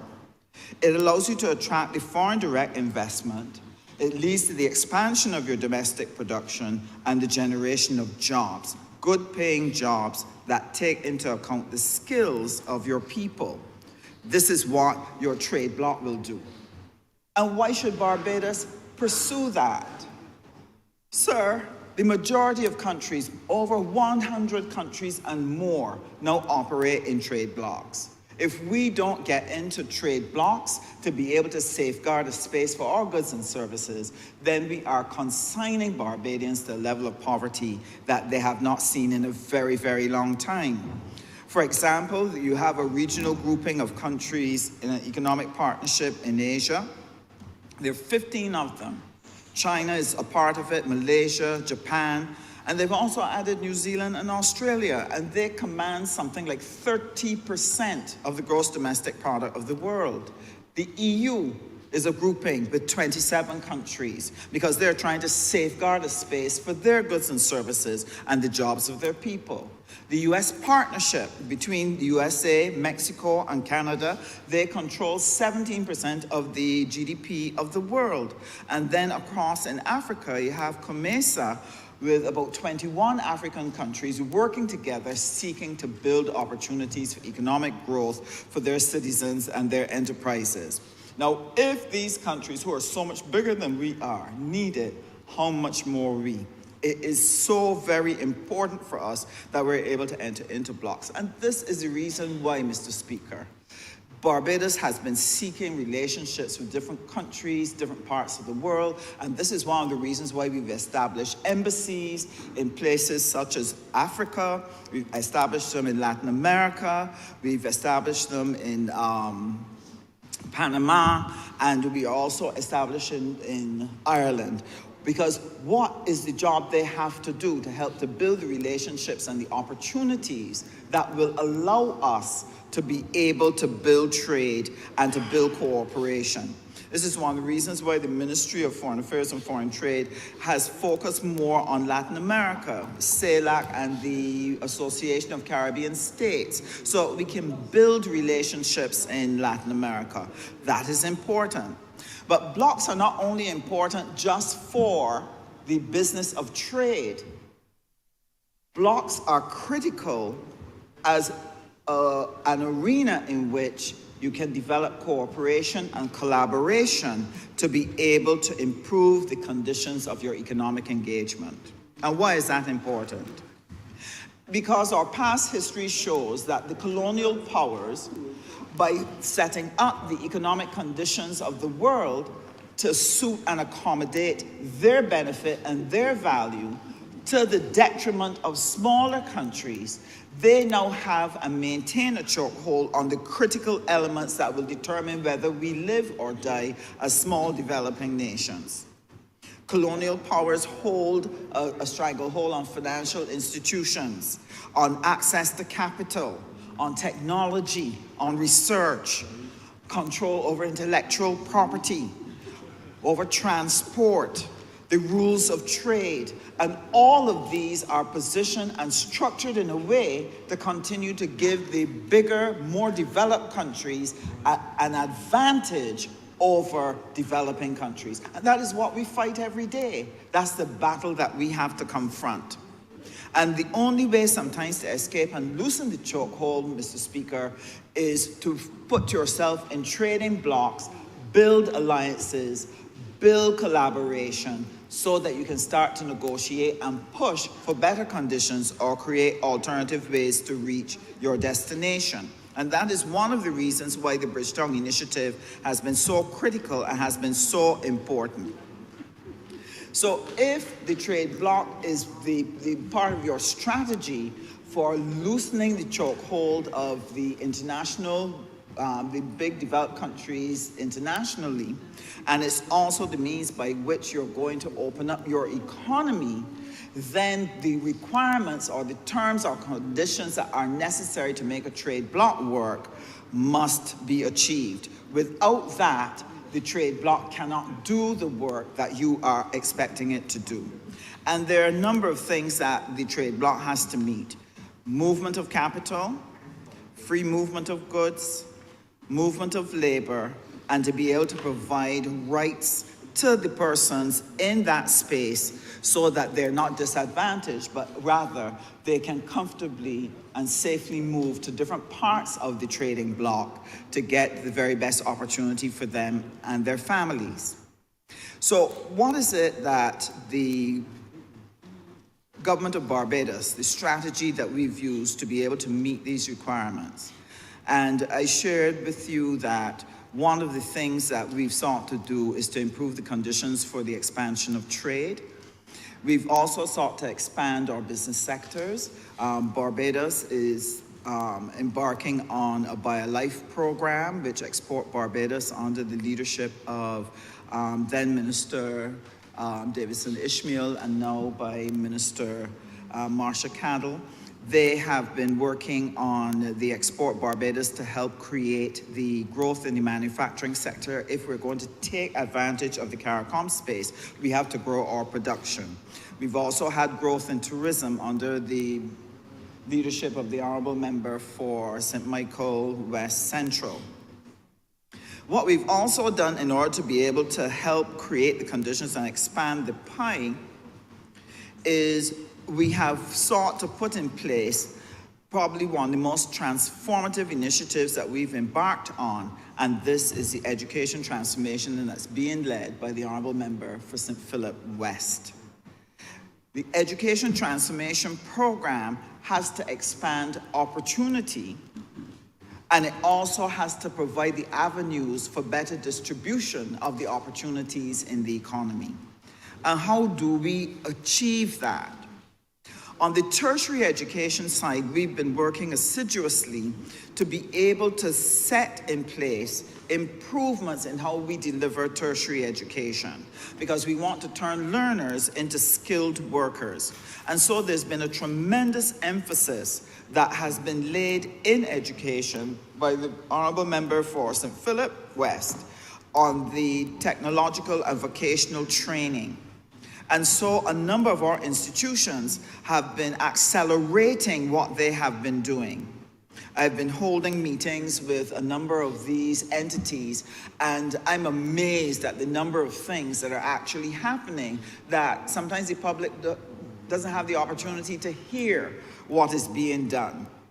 But we have, for example, at the SJPI, Samuel Jackman Prescod Institute, they've been doing great work in terms of construction, the photovoltaics, but the one that particularly caught me is they are working at helping auto mechanics to prepare to be able to deal with electric cars and hybrid cars. I had the opportunity just this week to sit in on a class and to see the students who were actually learning how to do this. What you're doing is making sure that as industries begin to fade and fall, what you're doing is you're helping the workers to transition to the new technologies now so that they can continue to earn and earn well. And so that has been important. Another interesting experience was in animation and coding and the 3D printing that I saw at SJPI, where the students are engaged, the students are excited and stimulated by these new methods of training and these new areas of training that capture their imagination much better than what we were teaching them before. And so they're eager and internalizing it. So I sat through a presentation on the Powerpuff Girls as a cartoon and animation. And they were teaching how do you arrive at being able to develop the Powerpuff. But one of the most important things that we're doing for our economy right now, Mr. Speaker, is that we've been busy attracting businesses who have been helping us to be able to train people in cybersecurity and to train us in artificial intelligence, attracting high quality jobs, paying excellent wages to our people. And this will bring hope to Barbadian citizens. The other major plank is the Barbados Construction Gateway Training Initiative. Over 4,000 students are going to be targeted this year that will allow them to build the construction skills that are needed, that they can participate not only in the construction boom that will happen here in Barbados, but will also happen in places like Guyana, etc. So we are preparing our people. One of the things, however, that we recognize that we have to do while we're trying to increase the supply, we must make sure that the supply that we are providing matches properly the needs of the business sectors. And that is why we will be hosting some sessions with the private sector to make sure that that match has occurred well, so that we have a free flow of students coming from out of our tertiary institutions and moving into good paying jobs, so they too can look forward to living the best life. So while you are doing that and transitioning them, it is going to be important, Mr. Speaker, to bring in the other labor where you're going to have the shortage, so that you don't get a collapse of your economy. That is what we are doing with this piece of legislation today. That is why the free movement of labor is important, so that we bring a balance across the economies, filling the spaces that need filling, so that economies can safely grow. And this is important. And everybody is doing this. US and Canada, they're doing it, attracting farm labor where they need it. England is trying to pull hotel workers from here and people to work on farms. The US is trying to pull our teachers and our nurses. And what we have to do is to make sure that we work at not only producing them, but finding the right conditions to be able to retain what we need, even if we sell a surplus to them, but we must not end up with a dearth. So this is important. So, sir, there is a lot that is going on within education. We've issued something like 1,500 skilled national certificates since 2018. Through the Barbados Accreditation Council. They've actively improved the speed at which they are processing these certificates. You can now get them in 2 to 3 weeks. And shortly, they're currently working on the Barbados Quality Credit Framework. Because if you have people moving across the region, how do you know what is the equivalency of people's certification? Is the college equivalent to our college degree? Is this particular certificate equivalent to what somebody studies here? And therefore, you have to build out a credit framework where you can lodge each of those qualifications, so that an employer has the assurance that when he accepts a particular qualification, he knows exactly what the person can deliver. And that is another thing, sir, that will add tremendous acceleration to the acceptance of the CVQs and MVQs, and create the growth and certainty for for business to employ the labor which we turn out. I also want to mention the good work that's being done by TVET. They do something like 300 on average, about 300 CVQs annually, the training and so on. They really are doing very good work in relation to making sure people are qualified and turning people's work experience into some form of certification. And that is important. And we've been building relationships with a number of external universities, but there will be another time to speak to that. I just want to end with this thought. If we can ensure a good supply of labor, then we're going to be able, at the right price point for each industry, then we're going to be able to attract investment, good investment. And it's going to give us the good wages that Barbadian workers want. And all of this will lead to the expansion of our businesses and our export trade. Once that happens, there's more consumption of our goods and services, more homes, more cars, etc. And all of our businesses will thrive. Our government revenues will increase. And so government will be able to sustain the social services that are so important to the Barbadian public. So this is why we need to cooperate with the program that the government has on the ground. I want to say, sir, and this is something that before I came into politics, when I recognized that the skill in managing an economy is absolutely essential for the well-being of every citizen. I wish citizens could understand and appreciate that it is not the person who makes you laugh the most or buys you the most drinks or whatever that matters.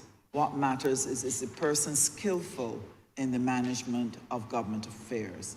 And one of the things that I am proud of in the Barbados Labour Party is that our party, whenever you examine our history, you always see that there is a competence that we bring to government. There's a creativity that we bring to the initiatives which represent our people. And all of that because we are a party with a vision and a plan as to how we're going to get Barbados there.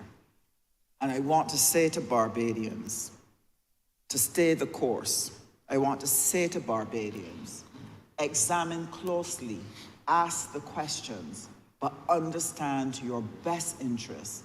And Barbados will prosper and benefit from this amendment today.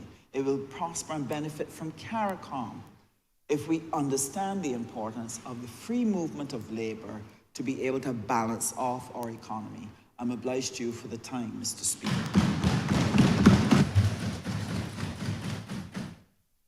Honourable Member for St. Michael East. Thank you, Mr. Speaker. I believe that the free movement of labor is more than a narrow definition as we are hearing it today. I am fully conscious that when people speak, they speak within the context of a post-British colonialism that seemed to govern their thoughts throughout the entire debate itself. I've been hearing about relationships between Guyana, cheap labor, and some businesses cannot function without cheap labor. To me, that brings the question of exploitation to mind. If you're going to tell me, and I like to do my own interpretation, extrapolation from the discussions, you're really suggesting to me that Guyanese are suitable for agriculture because it is cheap, productive labor. You're an advocate of exploitation, abuse, to advocate that. What you should be suggesting to us is that there is also a chance to implement. I'm raising a point of order, sir. Honourable for questions. I think the honourable member is well-intentioned but misleading this chamber. I never indicated anything even almost closely resembling that. Had I done it, I think that the honourable leader of the opposition would have torn me apart in that. The fact that he did not even pick at something like that would suggest it did not happen. I was quite plain to say that it happens that the bulk of persons who are entering agriculture in Barbados are Guyanese. I made a point that in my own constituency, that is my reality. It was no reference at all or suggestion to the exploitation of anyone. CARICOM skill national certification and the ability to move in these categories is not aimed at exploitation, it's aimed at enfranchising. Slavery is done. There was no suggestion by anyone who spoke that is the case, sir, and I would ask the honourable member, please, to remain true to the debate. Mr. Speaker, you know there was no reference to this member who plead guilty.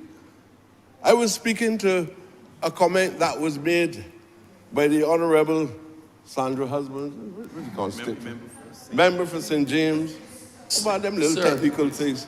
She said, sir, excuse me, man, I said, she said that there are some types of labor and businesses that require cheap labor. I use my own interpretation of that. There was no reference to the honourable member that now gets up and speak. I didn't see that flaw in his presentation. I saw it in hers. And it was I remember you're suggesting, hold on, honourable member. You are putting an interpretation of what was said by an honourable member for St. James South. You are saying that she never said that, but you are interpreting what she said to mean that. I didn't say it. The honourable member. No, the honourable member from Christchurch East. Honourable, please listen. He started with the first person singular. Honourable, I am speaking. Please listen. I wasn't speaking about him. No, I understand, but you just referenced the honourable member for St. James South, correct? South. Am I correct in hearing you saying that? that she made a reference. Yes, but she did not object. No, but hold on, sir. Hold on. I remember. But you're interpreting what she said. That's your interpretation. Yes. Not that she said it, correct? Of course. Continue on, remember. Okay. That was my understanding of it. And sometimes clarity is fundamental. It is the problem that we have with the Caribbean integration movement. Because let me tell you this, Barbadian students study in Cuba.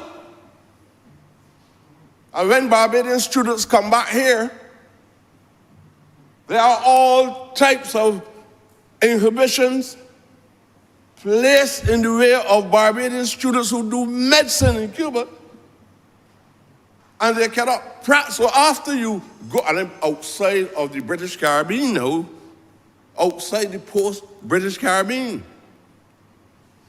When you study there and you come back here, up to now the policies of the state has not adjusted itself in a proper way that allows them for reintegration after going and studying for a number of years in Cuba, in a country that has one of the highest rates for health services and medicine. The students now all over the Caribbean. So the integration process is still evolving into maturity. That is the point I want to make, and I have to put it in early because I don't want to lose contact with the guidance that I'm trying to give, if you believe that I can give guidance.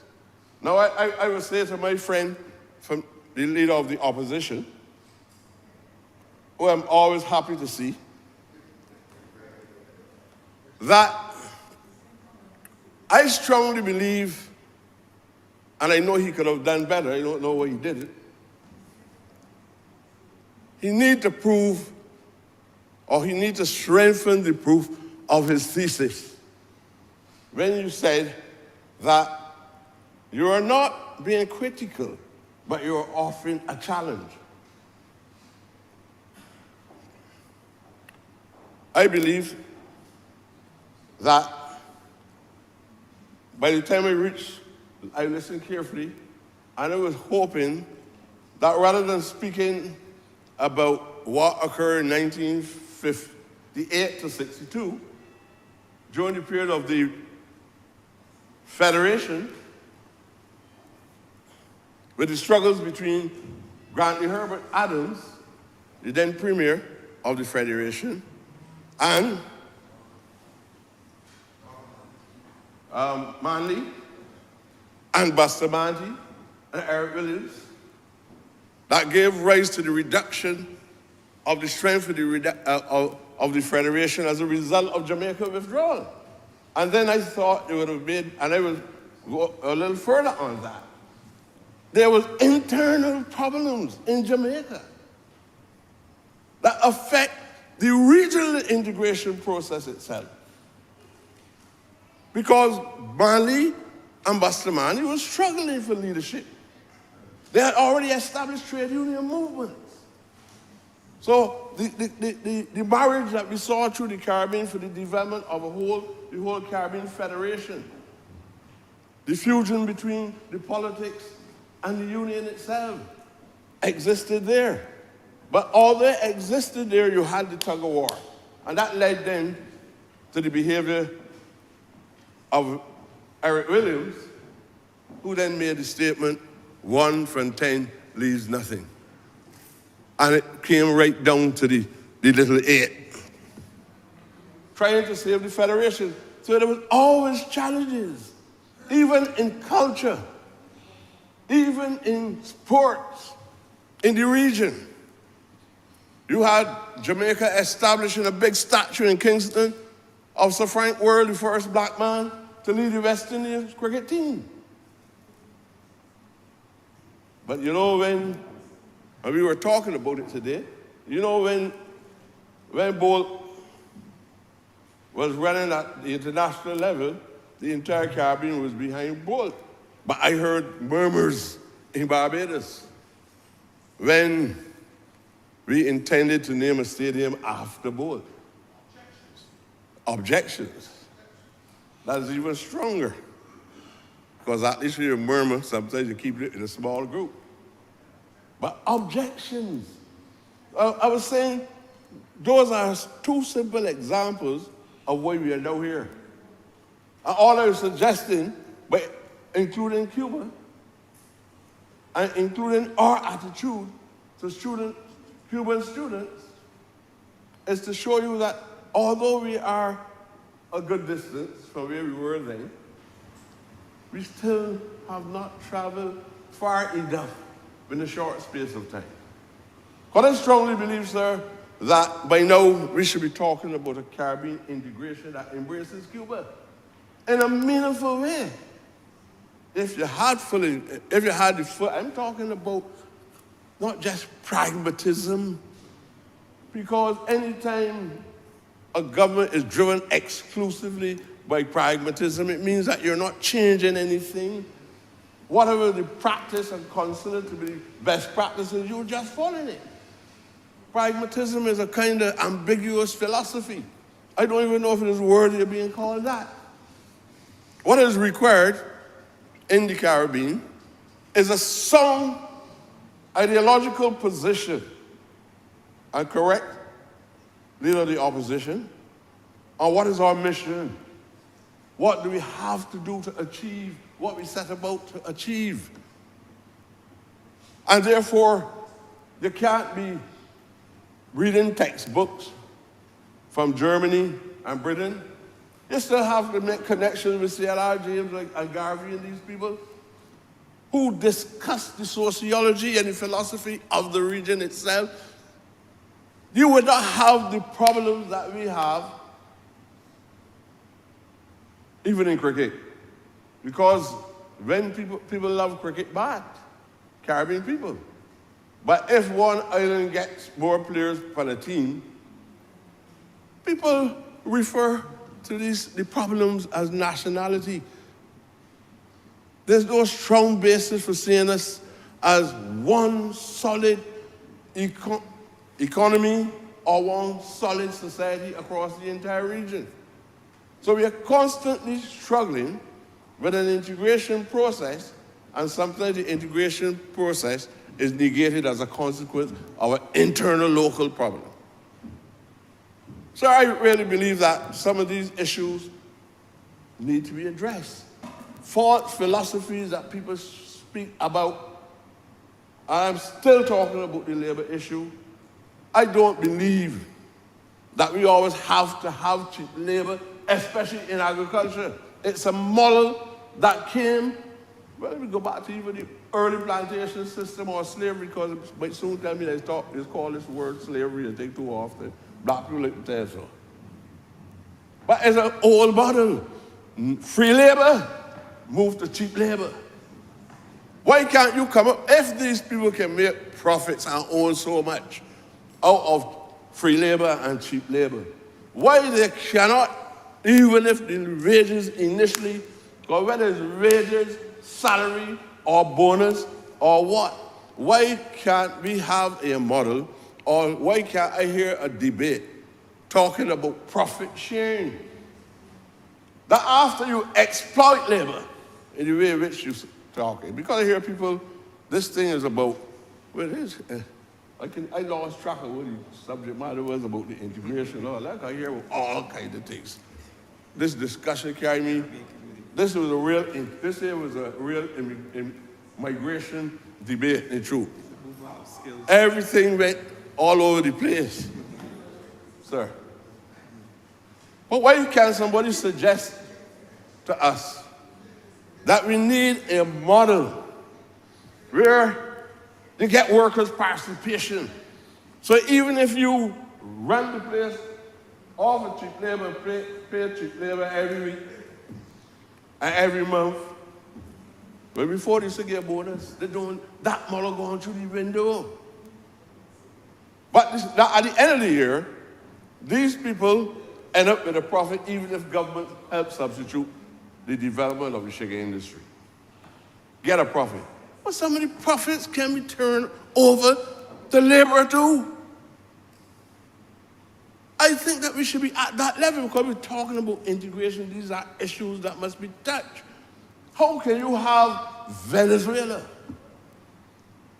All the relationships that developed with Venezuela, all the relationships that developed with Cuba, all the arguments about the Caribbean is enclosed by all the shores where the Caribbean Sea wash, but they don't discuss nothing about integration with these people. This government, or any future government, should be looking at broadening the integration process beyond the traditional countries that belong, so-called countries that belong to Britain. We should be trying to persuade other countries that hanging on to the people in Martinique, hanging on to the people in France still, the people in Guadeloupe. The same way the Americans felt after they had the 13 seaboard states that they need to put in place the Monroe Doctrine for the expansion of the United States of America. How are we going to survive trying to have closed shops across the region, and now you're dealing in a capitalist market, or mega capitalist market, where other countries imposing things on us and we cannot even resist it. Countries got 10 men in an army. And talk about they got an army because the Americans call what they have an army, you be calling, we got an army too. What? Army what? There's a lot of dysfunctional things occurring across the region. But if you have an ideological base, a common one, you will have what the leader of the opposition said. You have purpose. You're doing things for particular reason. But this little piecemeal thing that I see in piecemeal thing here all the time, you do a little piece, this here, a hairdresser get something to do, and then you're talking sweet and rubbing your chest and feel like you're doing something great. Anyway, you ain't doing nothing great. We have to be on a mission. While I support the attempt to move forward, I am saying that at this stage we need to make leaps and bounds. We hear people out of the university has indicated for educational purpose can travel across the region freely. Artists can travel across the region freely. But we have to find a way that the same way that Caribbean people move all across the island, if the British decide it is all right, we have to make it free. People would adjust themselves across the region. People live where they want to live across the region. But as long as you have these distinctions of the Caribbean, where one group of people believe this is our land. I can't let Barbadians live here. People who understand the history of the region know when Barbadians went to Guyana. People who understand the history understand when Barbadians went to Vieux Fort. And they had the rigidity. They had the rigidity that they now face. People understand when things were hard. Where people even story from ships going up to Panama, the Panama Canal and Costa Rica. The place is riddled with positive examples. And the only reason, and that's why I'm so happy that I started by making reference to Cuba, there's a mental block of what constitutes the Caribbean. Honourable Leader of the Opposition, I was hoping that you would expand, because I know that you know. So I was a little surprised at you. Nobody will be accused of supporting the Leader of the Opposition, but I am speaking my mind freely, right? And it's my position, and I say it to my brothers and sisters without malice. And the faster you all understand that there are people who in politics that hold a different view about how the country should develop. It has nothing to do with content. Sorry, almost say, oh, we foolish people always believe that somebody trying to get them. I don't want to get nobody where you could go now. Huh? I just want people to learn that sometimes many things that follow, they follow it, you know why? Because not everybody so obsessed with self, so obsessed with subjectivity that they can't respect another opinion. People who ain't went to school too long sometimes feel that they're bright. I believe that they could joke over serious business for entertainment. And that is the problems that we have here. The integration process, some of the things I hear people talk about here, I was asking my friend, the doc, say to me, help me to understand the word relevance. People talk potatoes, talk about immigration, talk about potatoes. Somebody talk about something else. And they say, but how they get this thing knit together? I couldn't understand. It was a cruel, naughty thing, not even an embroidery, sir, that all of us could enjoy because of its beauty. I'm also giving a lumpy presentation, or a presentation with also chunks that some people hope to assemble to make something holistic. But I believe that I am capable of making equally, if not far superior, a contribution to the development of Barbados than many others in this house. They only warm the benches for money.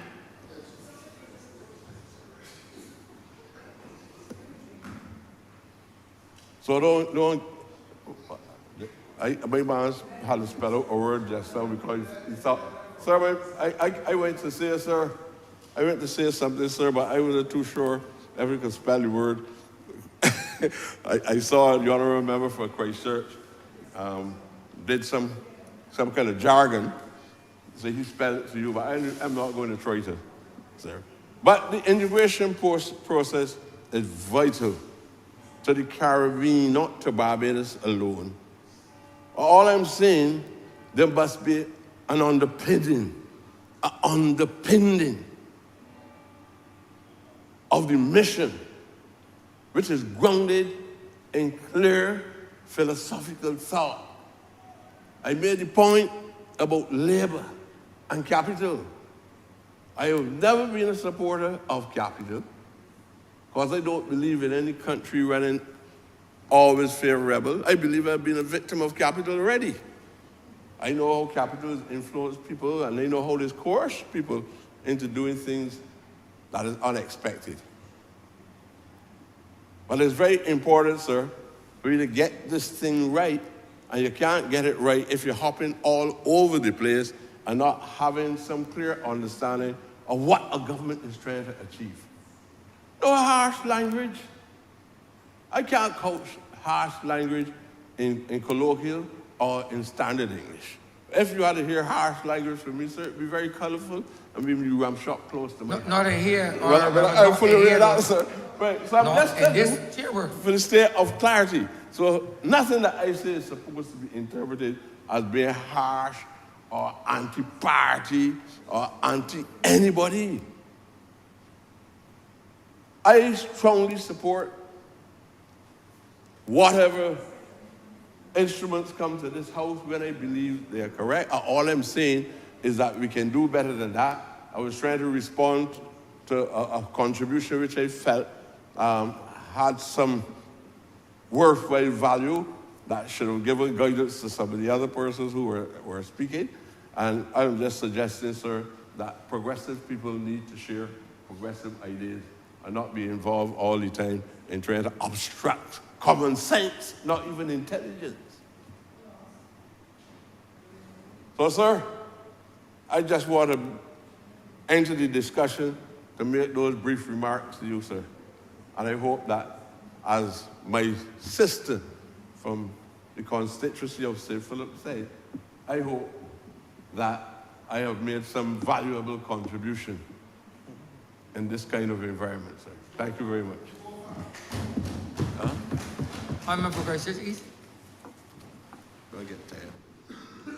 Mr. Speaker, I rise to wrap up quickly, and in doing so, I will simply address two concerns raised by the Honourable Member for Christchurch South.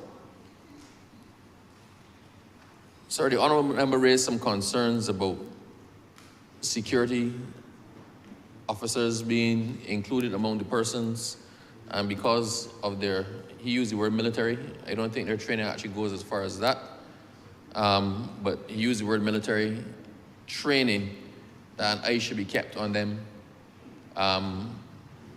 as they're likely or might be in a position to cause some strife or conflict within our country and our space.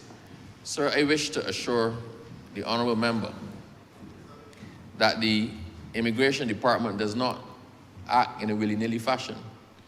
For every person that lands in Barbados, before they land here, sir, we already know whether we're looking for them. Sorry, I say we, because I operate so closely with the Immigration Department, but the Immigration Department already knows if the person is a person of interest, if they've been flagged as a person of interest in any country in the world, if they're on a watch list.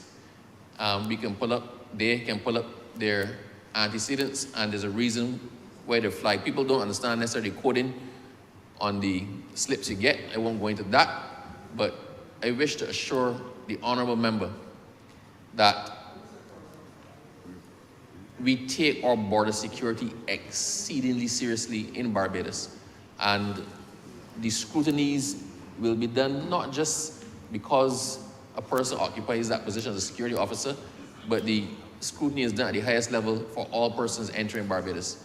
I just wish to make the other point in relation to that, sir, that yes, there have been concerns before raised about persons being able to come into Barbados and commit crimes, but I would hazard a guess, sir, that somebody looking to come into Barbados and commit an offense and leave is not going to be trying to come under a skilled national certificate when, if they're from the Caribbean, they get an automatic right of entry for 6 months if they're admitted into Barbados. So I don't think that concern is placed within this debate, and I just thought I'd assure my friend that I have knowledge that he might not because of my peculiar position as a minister with responsibility for immigration, and I can assure him that our checks, our background checks, are tight in Barbados. So he need not worry himself on that count. The other thing, sir, the question was raised as to why we don't further enhance the production of black belly sheep in Barbados as opposed to exporting them to other places. There are 28,000 acres of agricultural land in Barbados, sir. And that agricultural land is split between livestock, some solar energy, crop production, sugarcane production, and also grass for feed for the animals. We are not in a position to take our black belly program much further in Barbados. We just don't have the space. So which is why we are looking at the synergies and the cooperations with other countries who do have the space to expand that part of our agriculture. It will still be Bajan black belly sheep. They'll be grown somewhere else and then exported from there, or they may export it as Bajan black belly sheep, with the profits still returning to the Barbadian farmers. And the arrangements that we have with those countries, sir, are not only for the supply of the land, but the land, the farmers, the workers can all move seamlessly to effectively have a Barbadian farm on land in another country because we actually don't have the capacity here. So that is why there's no push on, and I got this information from the Minister of Agriculture, that's why there's no serious push on to expand the black belly sheep production in Barbados, because we just don't have the land space to do it. And it can be easily and better done somewhere else. So, sir, with those clarifications, I hope I've answered the questions raised by the Honourable Leader of Opposition. With those clarifications, sir, I beg to move that this bill be read a second time. Question is that this bill be read a second time. All those honorable members in favor, please say aye. Those against, please say no. We think the ayes have it. Sir, I beg that you do not leave the chair and the House resolve itself in the committee for further consideration of this bill. Question is that the Speaker do not leave the chair and the House resolve itself into committee for further consideration of this bill. All those honorable members in favor, please say aye. Those against, please say no. We think the ayes have it.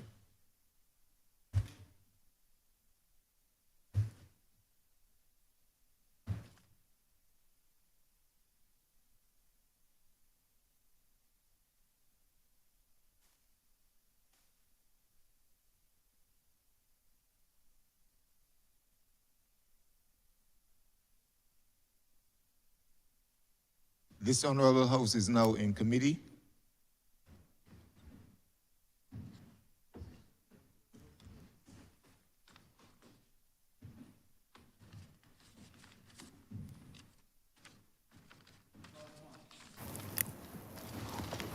Mr. Chair, I beg to move that clause 1 stand part.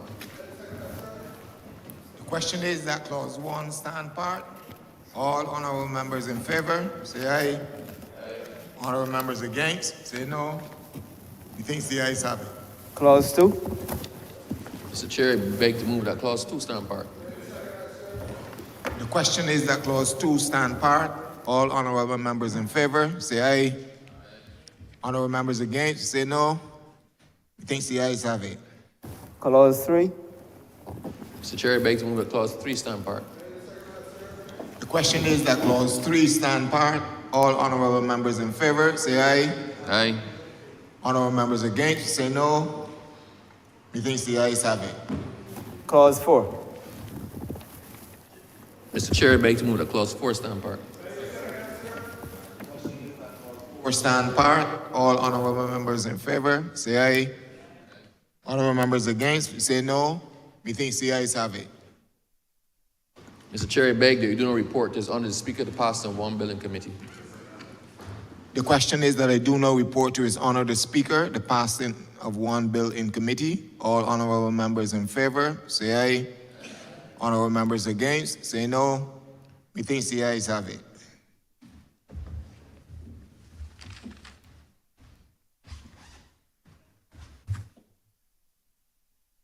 Chairman of committees has reported the passing of one bill in committee. Mr. Speaker, I beg to move this bill be read a third time. Question is that this bill be read a third time. All those honorable members in favor, please say aye. Those against, please say no. We think the ayes have it. Mr. Speaker, I beg to move that this bill do not pass and be cited as the Caribbean Community Movement of Skilled Nationals Act, Cap 186A. Question is that this bill be passed and post-cited. All those honorable members in favor, please say aye. Aye. Those against, please say no. We think the ayes have it. This bill is passed and cited.